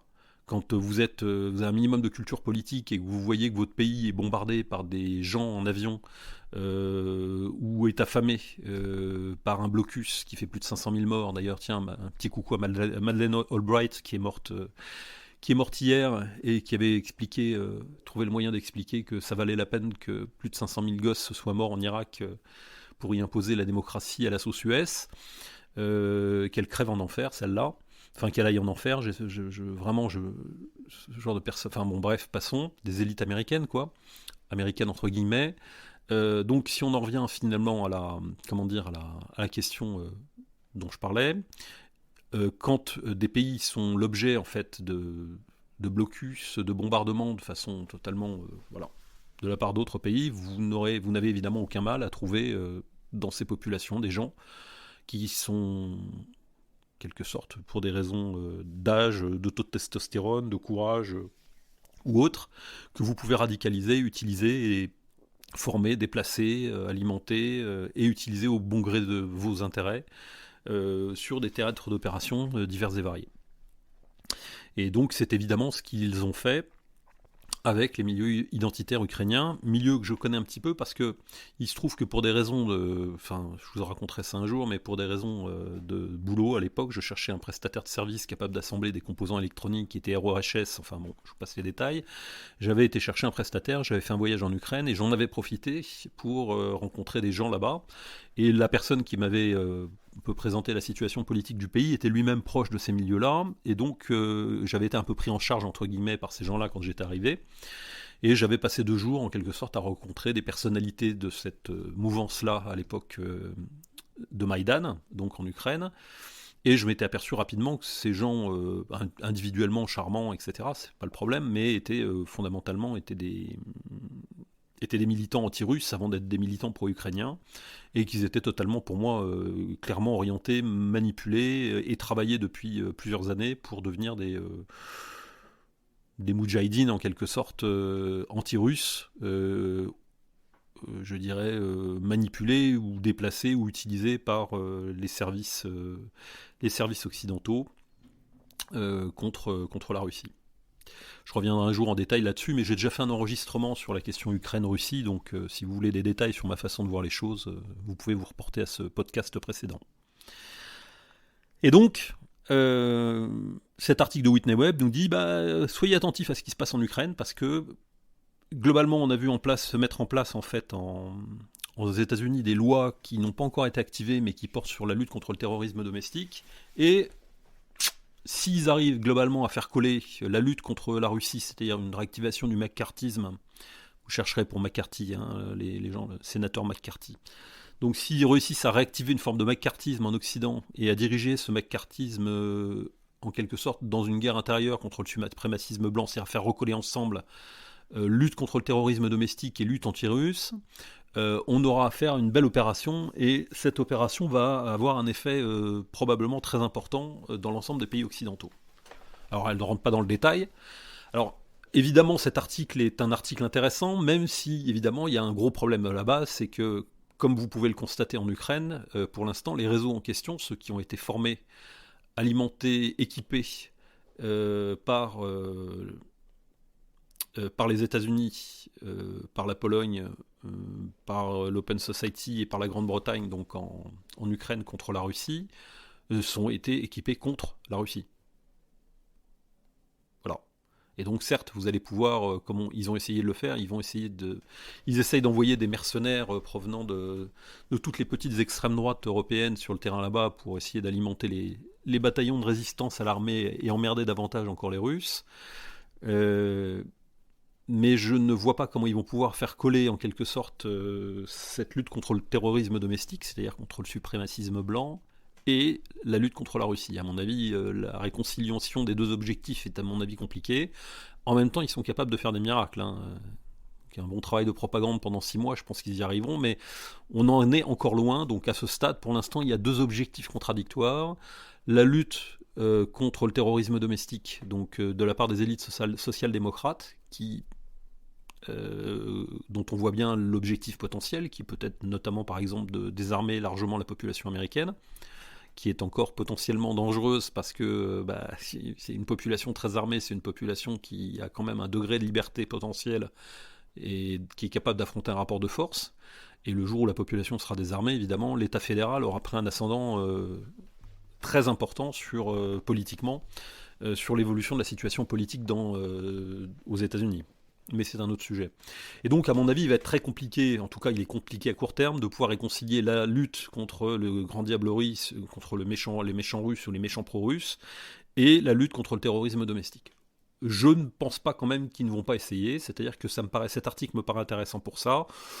Je pense qu'on va commencer à voir effectivement probablement un travail visant à expliquer que les nazis sont tous pro-russes, ce qui est évidemment, comme vous le savez, loin d'être le cas, et que tous les pro-russes sont donc des nazis. Ce qui évidemment n'est pas le cas non plus, mais ça j'ai pas besoin de vous l'expliquer. Donc ce boulot-là va être fait, et évidemment il va servir à mettre en place un certain nombre de lois, un certain nombre de mesures d'exception que vous ne manquerez pas de subir si tant est que vous ayez un tant soit peu d'esprit critique, et auquel vous ne manquerez pas d'assister dans les mois qui viennent ou les années qui viennent. C'est en tout cas la thèse de Whitney Webb. Voilà. Alors il me reste 2 sujets à traiter. Alors, le sujet suivant... Alors oui, un petit point concernant la propagande. Bon, c'est une des autres questions importantes. Je vais essayer d'être un peu plus court. On me dit, mais comment se fait-il que la propagande... Ça, c'est une question d'une personne qui me suit sur Twitter, qui me dit, mais je comprends pas comment c'est possible, etc. On voit bien que les gens leur mentent et ils continuent à croire, et les mêmes qui leur ont menti reviennent, etc., etc. Alors... Je pense qu'il est important, en fait, alors je ne vais pas vous faire un topo sur la psychologie humaine, parce que sinon ça nous emmènerait loin, mais je pense qu'il est important de comprendre, en fait, qu'en matière de propagande, ce qui compte, ça n'est pas d'emporter la décision, c'est-à-dire l'adoption profonde par la population de son narratif. En fait, quand vous écoutez, je sais pas moi, un journaliste vous parler d'un truc, l'immense majorité des gens ne gobent pas l'intégralité de ce qu'il dit ou ne croient pas l'intégralité de ce qu'il dit. Il y a des gens qui gobent rien du tout, mais d'ailleurs il y a beaucoup de gens qui les écoutent plus. Mais pour les autres, ils écoutent, ça les empêche pas d'avoir un esprit critique et de se faire à l'idée que, etc. Donc il faut comprendre que le système de propagande n'a pas besoin de gens qui adoptent le discours ou le reprennent. Ça, il suffit qu'il y en ait une petite minorité et puis après les fermatrolles font le reste. Il suffit qu'il y ait une minorité ou même une grosse minorité qui le fasse et ça suffit. Ce qui est important, c'est de créer un rapport de force. Puisque globalement, la propagande ne s'adresse pas au cerveau rationnel, la partie avant du cerveau, mais au cerveau limbique, c'est-à-dire elle s'adresse fondamentalement, d'une façon générale, plus largement à l'immunité. Là, c'est-à-dire, il s'agit de faire, non pas réfléchir, mais de faire réagir. Et par peur successive, ou par déplacement successif, vous pouvez emmener une population jusqu'au bord de la falaise.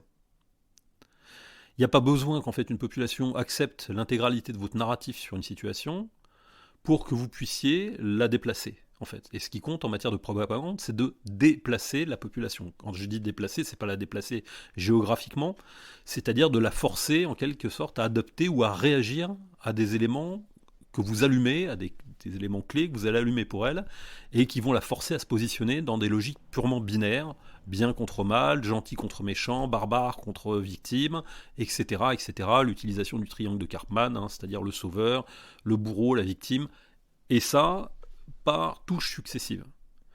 Plus ces processus se répètent rapidement, et plus les gens n'ont pas le temps de revenir en arrière sur « mais au fait, ce qu'on m'a raconté sur la maternité là, c'était vrai ou pas ?» Ou alors, mais ce qu'on m'a dit sur le fait que les Russes voulaient faire exploser la centrale de Tchernobyl, c'est vrai ou pas ? Et on revient en arrière, évidemment.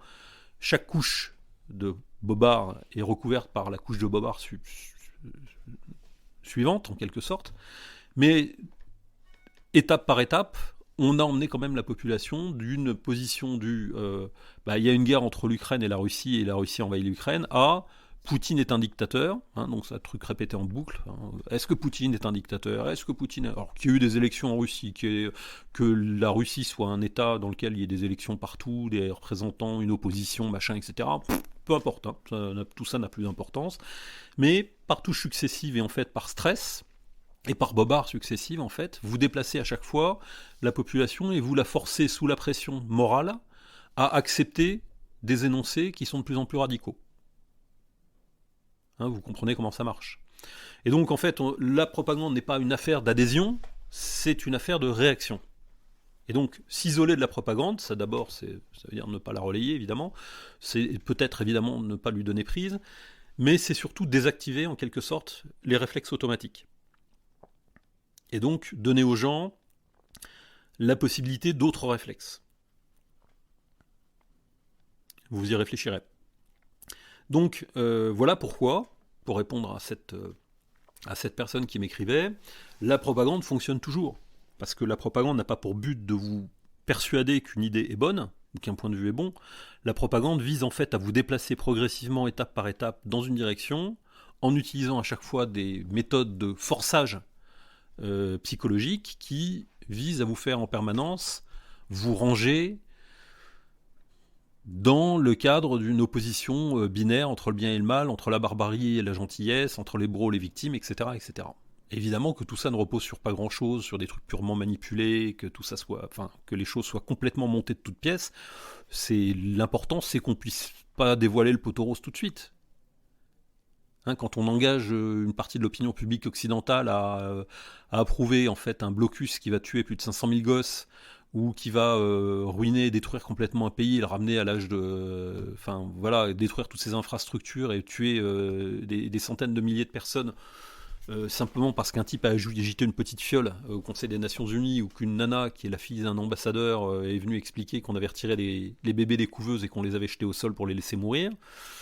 Vous comprenez bien que ce genre de pratique, en fait, maintenant vous pouvez toujours dire, regardez comme ils se sont foutus de votre gueule.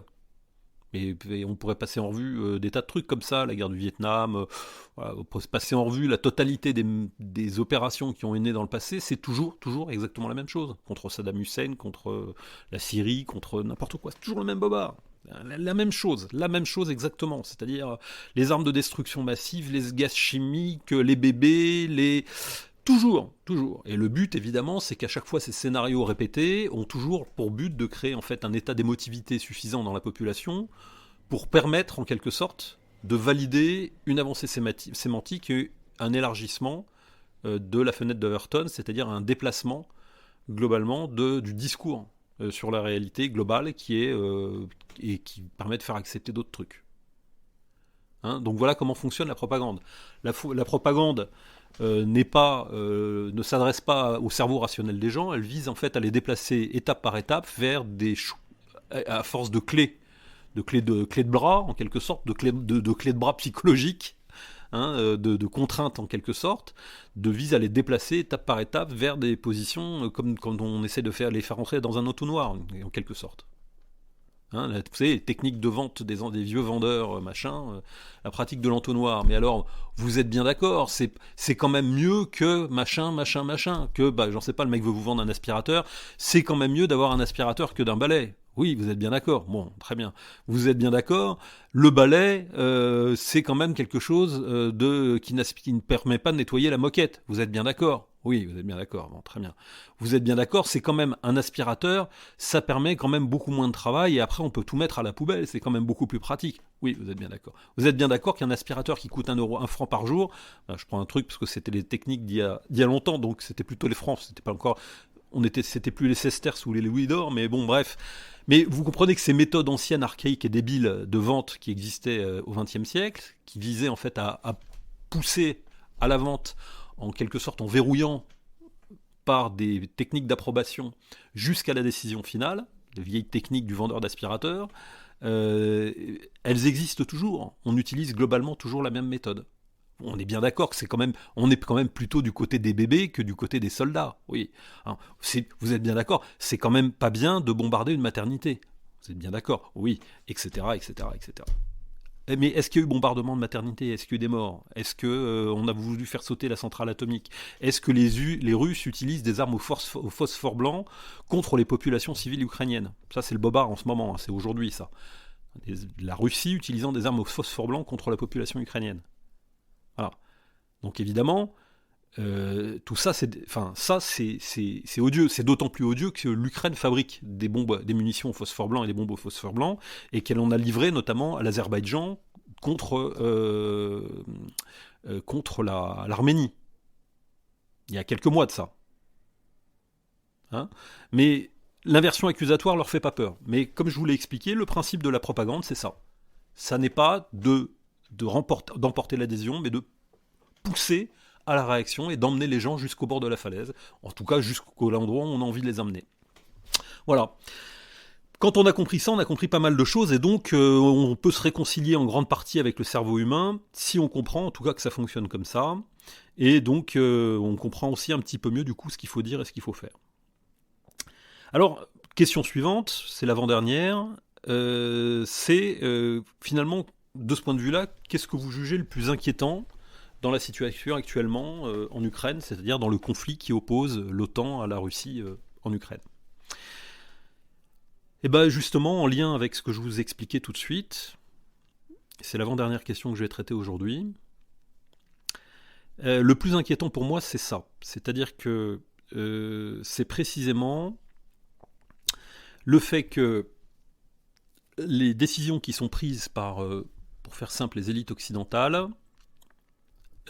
provoquent évidemment vont avoir des effets qui sont lourds, parce qu'il y a des contre-mesures russes notamment, va provoquer des effets lourds sur, on va dire, l'économie, dans l'économie et la vie sociale dans la plupart des pays occidentaux. En clair, et je ne parle pas seulement des pays occidentaux, il va y avoir un renchérissement du blé, donc probablement des problèmes d'émeutes de la faim dans les pays du Machrek. Il va y avoir probablement, ou même du Maghreb d'ailleurs, il va y avoir des tensions très importantes et qui vont toucher les plus pauvres. Pour faire simple, l'élite occidentale fait la guerre avec la Russie en Ukraine avec ses pauvres. Avec ces pauvres, c'est-à-dire avec les Ukrainiens qui n'ont rien demandé et se retrouvent en quelque sorte projetés dans une guerre avec la Russie elle-même qui est obligée d'intervenir, enfin j'ai déjà fait un enregistrement là-dessus donc j'y reviens pas, etc. Avec les effets économiques et énergétiques de cette crise, même si je tiens à vous rappeler que la plupart des éléments qui étaient caractéristiques, qui annonçaient en quelque sorte des problèmes d'approvisionnement, des problèmes de récolte ou des problèmes de coût d'énergie étaient déjà existants avant même le début de l'intervention russe contre l'Ukraine. La plupart de ces éléments existaient déjà. Bon, simplement, ils vont empirer, ils vont être encore plus aggravés en quelque sorte. Et donc, évidemment, pour l'élite occidentale, il y a un problème simple, c'est que il va falloir créer l'état émotionnel propice et maintenir un état émotionnel propice dans la population pour réussir à lui faire gober, pour réussir à lui faire accepter qu'au nom de l'entrée de l'Ukraine dans l'UE et dans l'OTAN, on est en train de la ruiner. Voilà. C'est-à-dire que si les gens prennent conscience du fait que leurs embrouilles, le prix de l'énergie qui s'envole, parce que pour l'instant on n'a encore rien vu, hein, là, pour l'instant tout est bloqué, mais ça ne va pas rester bloqué très longtemps. Si les coûts de l'énergie s'envolent, si les gens se retrouvent au chômage, si les entreprises ferment, s'il y a des émeutes de la faim et des mouvements de population à cause d'émeutes de la faim, etc., il va se passer beaucoup de choses de très très importants potentiellement dans cette phase-là. Si alors ça arrive, il y a de fortes chances que si les élites libérales et les médias n'ont pas réussi à créer un climat d'hystérie anti-russe pour justifier en quelque sorte de cette guerre, ou avoir mis sur le dos de la Russie les conséquences de cette guerre, les conséquences de cette crise, alors il y a forte chance qu'on ait un mouvement gilet jaune puissance 10. Hein. Voilà ce qui risque d'arriver. Et donc, ce qui m'inquiète beaucoup, c'est que les élites occidentales, on va dire les Macron, Biden et tous les autres, ont parfaitement conscience de ça. Ils savent que globalement, c'est les effets de cette guerre, les effets de la guerre économique totale qu'ils veulent, je cite notre ministre de l'économie, que la guerre économique totale qu'ils veulent déclencher pour ruiner la Russie sera payée très cher par la population de leur propre pays. Et pas simplement des leurs. Et donc, il y a de fortes chances que si à un moment donné la population se mette à analyser rationnellement les choses en se disant en fait, est-ce que j'ai envie de ruiner mon économie pour que l'Ukraine entre dans l'OTAN et dans l'UE et que Bruno Le Maire et les autres puissent faire leur guerre totale contre la Russie, bah non, en fait, j'ai pas tellement envie, et d'ailleurs j'ai plutôt envie d'aller pendre au réverbère les gens qui me proposent de faire ça. Et donc évidemment, la plupart des élites occidentales savent que la colère que va générer cette crise énergétique, crise multiple, que va générer cette crise, il va falloir la désactiver ou la justifier. Alors, la désactiver comment ? La désactiver, ça va être compliqué, mais la justifier ou la détourner, c'est beaucoup plus simple. Et donc, ils vont chercher à la détourner, typiquement en rendant évidemment la Russie responsable. Hein, bon, voilà, typiquement. Même si la Russie explique que c'est pas elle qui prend des sanctions et qu'à chaque fois qu'elle reçoit une sanction, ça fait déjà 10 ans que ça dure. Comme d'ailleurs la crise en Ukraine. Hein. La guerre en Ukraine n'a pas commencé le 24 février. Ça fait 8 ans que ça dure. Il y a déjà eu 14 000 morts. Il y avait déjà eu 14 000 morts dans les territoires du Donbass, du fait des bombardements de l'armée ukrainienne sur sa propre population russophone. Mais bref, c'est un autre sujet. Encore une fois, j'ai déjà traité le sujet, vous vous y reporterez. Parce que c'est un point de vue qui est plus complexe que ce que j'ai le temps de vous expliquer dans cette réponse à cette question. Mais vous comprenez que donc le premier objectif, ça va être de détourner la responsabilité sur la Russie. Ça va être la faute à Poutine, si on a pris des mesures contre la Russie, si on a pris des sanctions contre lui, et si donc lui est obligé de mettre en place des contre-sanctions, ou en tout cas de mettre en place des dispositifs pour... Voilà. Donc, première tactique, le détournement. La deuxième tactique va consister à créer ce qu'on appelle des stress transversaux. Les stress transversaux, c'est quoi ? C'est typiquement de créer en fait un climat émotionnel qui fasse jusqu'à un certain point dire aux gens mais t'as pas le droit en fait de pas être content parce qu'il y a pire ailleurs et que de toute façon c'est l'humanité, le devoir, etc. En clair, c'est le discours que Zelensky a tenu en fait de façon détournée à l'Assemblée nationale sur le thème l'éthique c'est plus important que l'argent. Alors venant de Zelensky qui a des comptes offshore un peu partout dans le monde, qui a été épinglé pour les Panama Papers et qui a été mis à la tête du pouvoir en Russie, en Ukraine, par des oligarques mafieux ukraino-israéliens, le terme d'éthique est un peu abusif, passons. Mais bon, peu importe. Ce que veut dire en fait Zelensky, c'est On sait que vous allez le payer très cher, mais même si vous y perdez beaucoup de fric, c'est quand même beaucoup mieux parce que c'est le camp du bien. Et ça va être difficile à faire gober longtemps à la population. Pour l'instant, ça marche parce que finalement, l'impact est léger.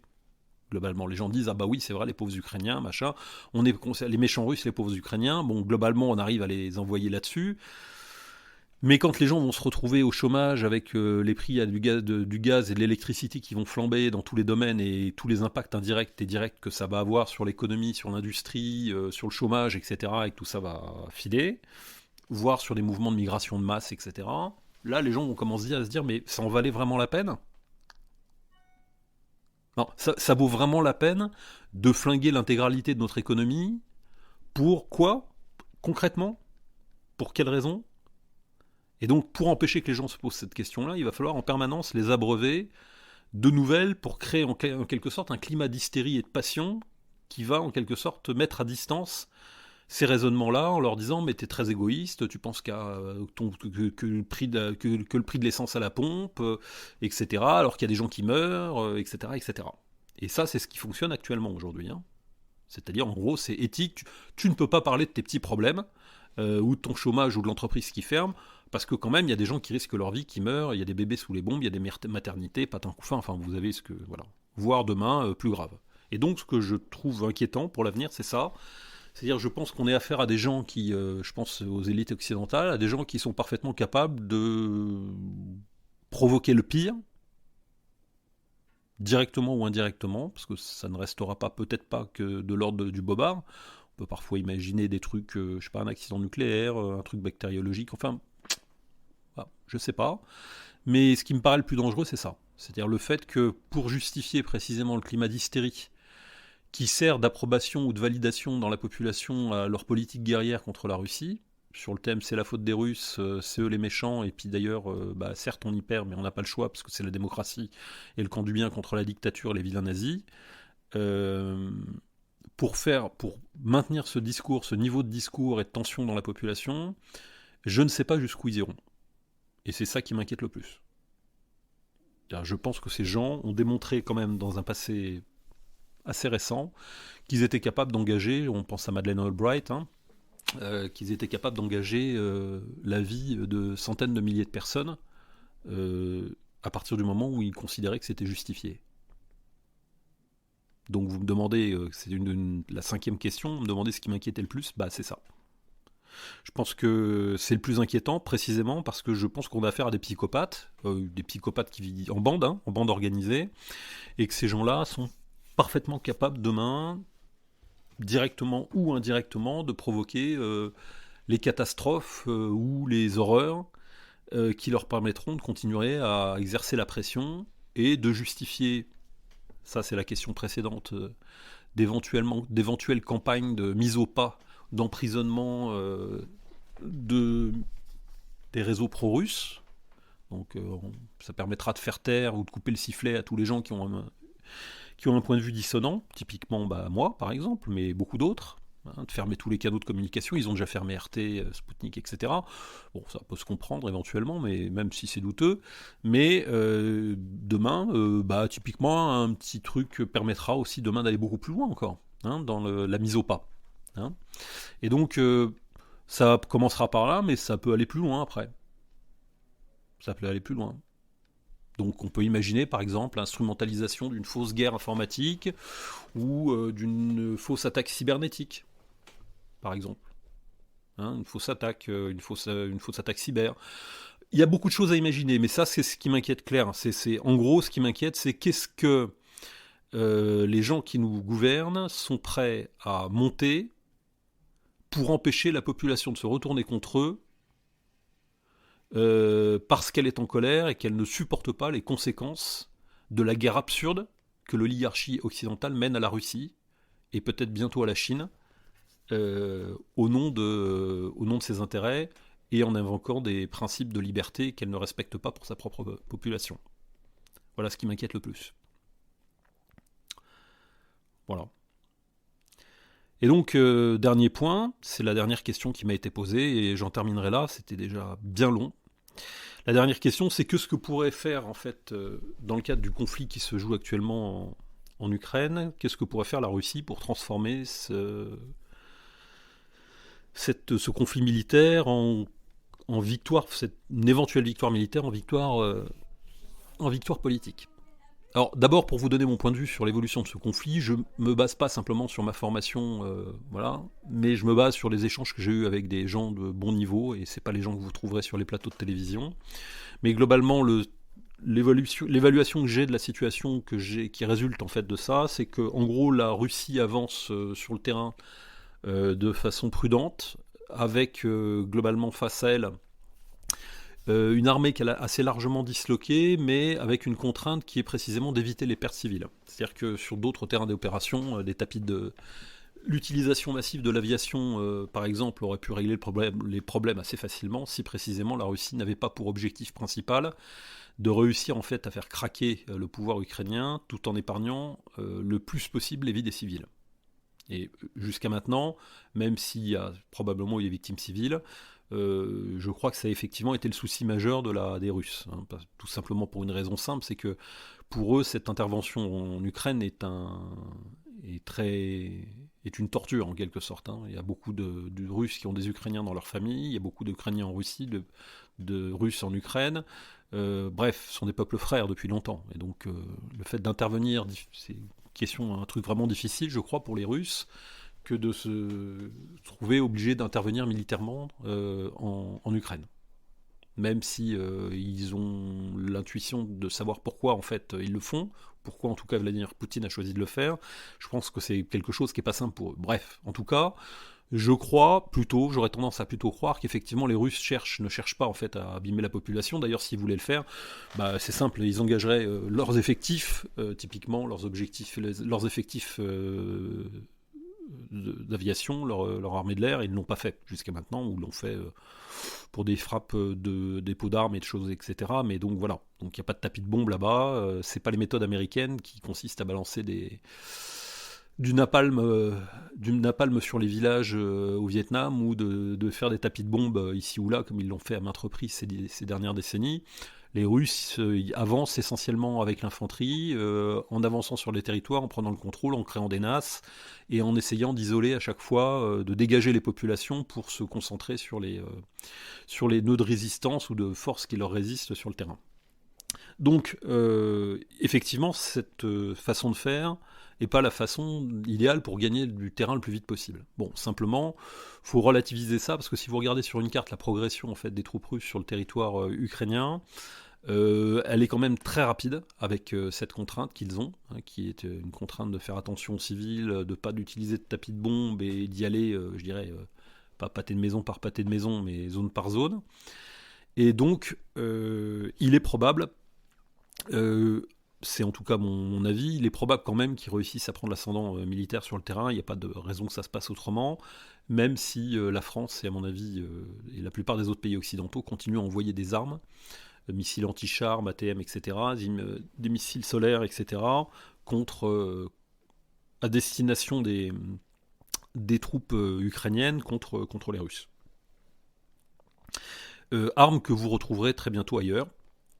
Hein, on peut déjà vous l'assurer. D'ailleurs, c'est Whitney Webb, je crois, qui fait allusion dans son article. Une grosse partie de l'armement qui a été envoyé en Syrie, par exemple, s'est retrouvé sur des théâtres d'opération au Mali contre nos propres soldats ailleurs, quelques temps plus tard, ou en Libye ou ailleurs. Hein. Et donc, vous pouvez être certain que les livraisons massives d'armement qui sont effectuées actuellement sur le territoire ukrainien sont en grosse partie et parfois déjà revendues, trafiquées, etc., et circulent déjà ailleurs. Et je ne serais pas surpris qu'on les voit arriver assez rapidement dans un certain nombre d'endroits sur le territoire français rapidement. Fin de la parenthèse. Donc cette livraison d'armes de l'armée des Occidentaux, à mon avis, n'empêchera pas les Russes globalement d'atteindre leurs objectifs, c'est-à-dire de gagner militairement. Maintenant, c'est pas sûr, hein, d'abord, parce que tout peut encore changer, il peut se passer beaucoup de choses. La situation peut dégénérer. Typiquement engager des forces de l'OTAN, la Pologne notamment, on ne sait pas ce qui peut se passer. La Pologne qui aimerait bien, je pense, profiter de cette histoire pour récupérer un peu de territoire sur l'Ukraine. Je dis ça, je dis rien. Et bref, la question de savoir comment, si en tout cas la Russie emporte l'affaire militairement sur le terrain, comment elle est capable de transformer ça en victoire politique, en clair, qu'est-ce qu'elle va faire de l'Ukraine après et comment le problème va se résoudre, c'est vrai, effectivement, c'est une question. Alors je vous dis, moi, comment je vois les choses. Alors, c'est toujours un peu de la politique fiction, donc c'est un peu ridicule, mais moi, si j'étais eux, j'arriverais à un moment donné, globalement, à obtenir une transition de pouvoir, à la mise en place de forces, une transition de pouvoir en clair, sur le thème, ok, tu démissionnes et puis tu t'engages à signer un traité qui dit que on sera jamais dans l'OTAN et vous serez jamais dans l'OTAN et jamais dans l'UE et que vous vous engagez à pu nous attaquer ou a pu nous menacer avec des armes, et a pu entretenir des laboratoires de recherche bactériologique, chimique et d'agents pathogènes sur votre territoire à proximité de nos frontières. La frontière ukrainienne, c'est 500 bornes de Moscou, dans le nord-ouest, pour info. Donc évidemment, je comprends que les Russes soient un petit peu soucieux de ce genre de truc. Bref, donc en clair, un traité suivi de la mise en place de forces de maintien de la paix, entre guillemets, c'est-à-dire de force, à mon avis, que la Russie cherchera à obtenir de la part de l'ONU. C'est-à-dire, à mon avis, la Russie va chercher à revenir en quelque sorte dans le droit et dans la légalité internationale, même si elle a été obligée, de son point de vue, même si elle a été obligée de sortir du droit international comme pour, en quelque sorte, pour résoudre son problème avec la militarisation de l'Ukraine contre elle, va essayer de revenir dans le droit international, typiquement en essayant d'impliquer l'ONU dans la mise en place de forces de maintien de la paix sur le territoire ukrainien, censées accompagner un retour à la normale. C'est-à-dire le retour des Ukrainiens dans leur ville et dans leur maison, la reprise des activités économiques minimales, l'accompagnement des mesures d'assistance aux populations, aussi bien sur le plan sanitaire que sur le plan vivrière, et la mise en place d'un processus, d'un calendrier démocratique pour permettre des élections et voilà, en gros, refaire fonctionner le pays. En gros, voilà comment je vois les choses. C'est comme ça qu'elle va essayer de faire. Si pour une raison ou pour une autre, l'ONU ne veut pas le faire, je pense que ça m'étonnerait, mais enfin, on ne sait jamais.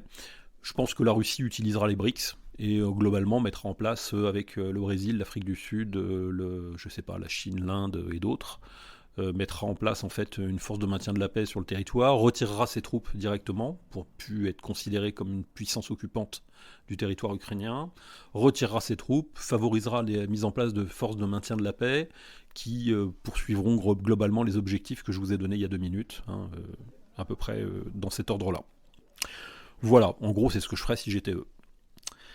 Voilà, donc j'ai passé en revue avec ce très très long podcast toutes les questions que vous m'avez posées. Alors, j'ai pas vocation à faire des podcasts aussi longs à chaque fois, mais des fois, quand j'ai le temps et que ça m'intéresse, c'est surtout quand j'ai le temps, j'essaye de le faire. Voilà, j'espère que ça vous a intéressé. Je vous souhaite à tous de passer une bonne journée. J'espère que vous aurez le temps d'écouter, voire de réécouter. Encore une fois, quand on traite ces sujets-là, on est toujours obligé d'aller un peu vite sur certains points. C'est-à-dire que soyez compatissants. Ne jugez pas trop vite ce que vous entendez. Parfois, on est obligé parfois d'aller un peu vite sur certains sujets. Si vous avez des questions, vous avez besoin que je précise un certain nombre de trucs parce que ce que j'ai dit vous a choqué ou vous n'êtes pas d'accord avec tel et tel point, etc. N'hésitez pas à m'écrire, c'est quand même toujours vachement intéressant d'avoir votre point de vue. Et puis ça me permet peut-être aussi éventuellement de corriger si j'ai soit été maladroit, soit j'ai oublié un élément clé, etc. etc. Voilà, j'espère que... Alors j'ai essayé de traiter ces questions dans un certain ordre. Du coup, vous avez vu qu'elles n'étaient pas sans rapport les unes avec les autres. J'espère que ça vous a donné matière à réfléchir. Je vous dis à tous bonne journée et puis on se retrouve bientôt sur un nouveau podcast. Et en attendant, à très bientôt.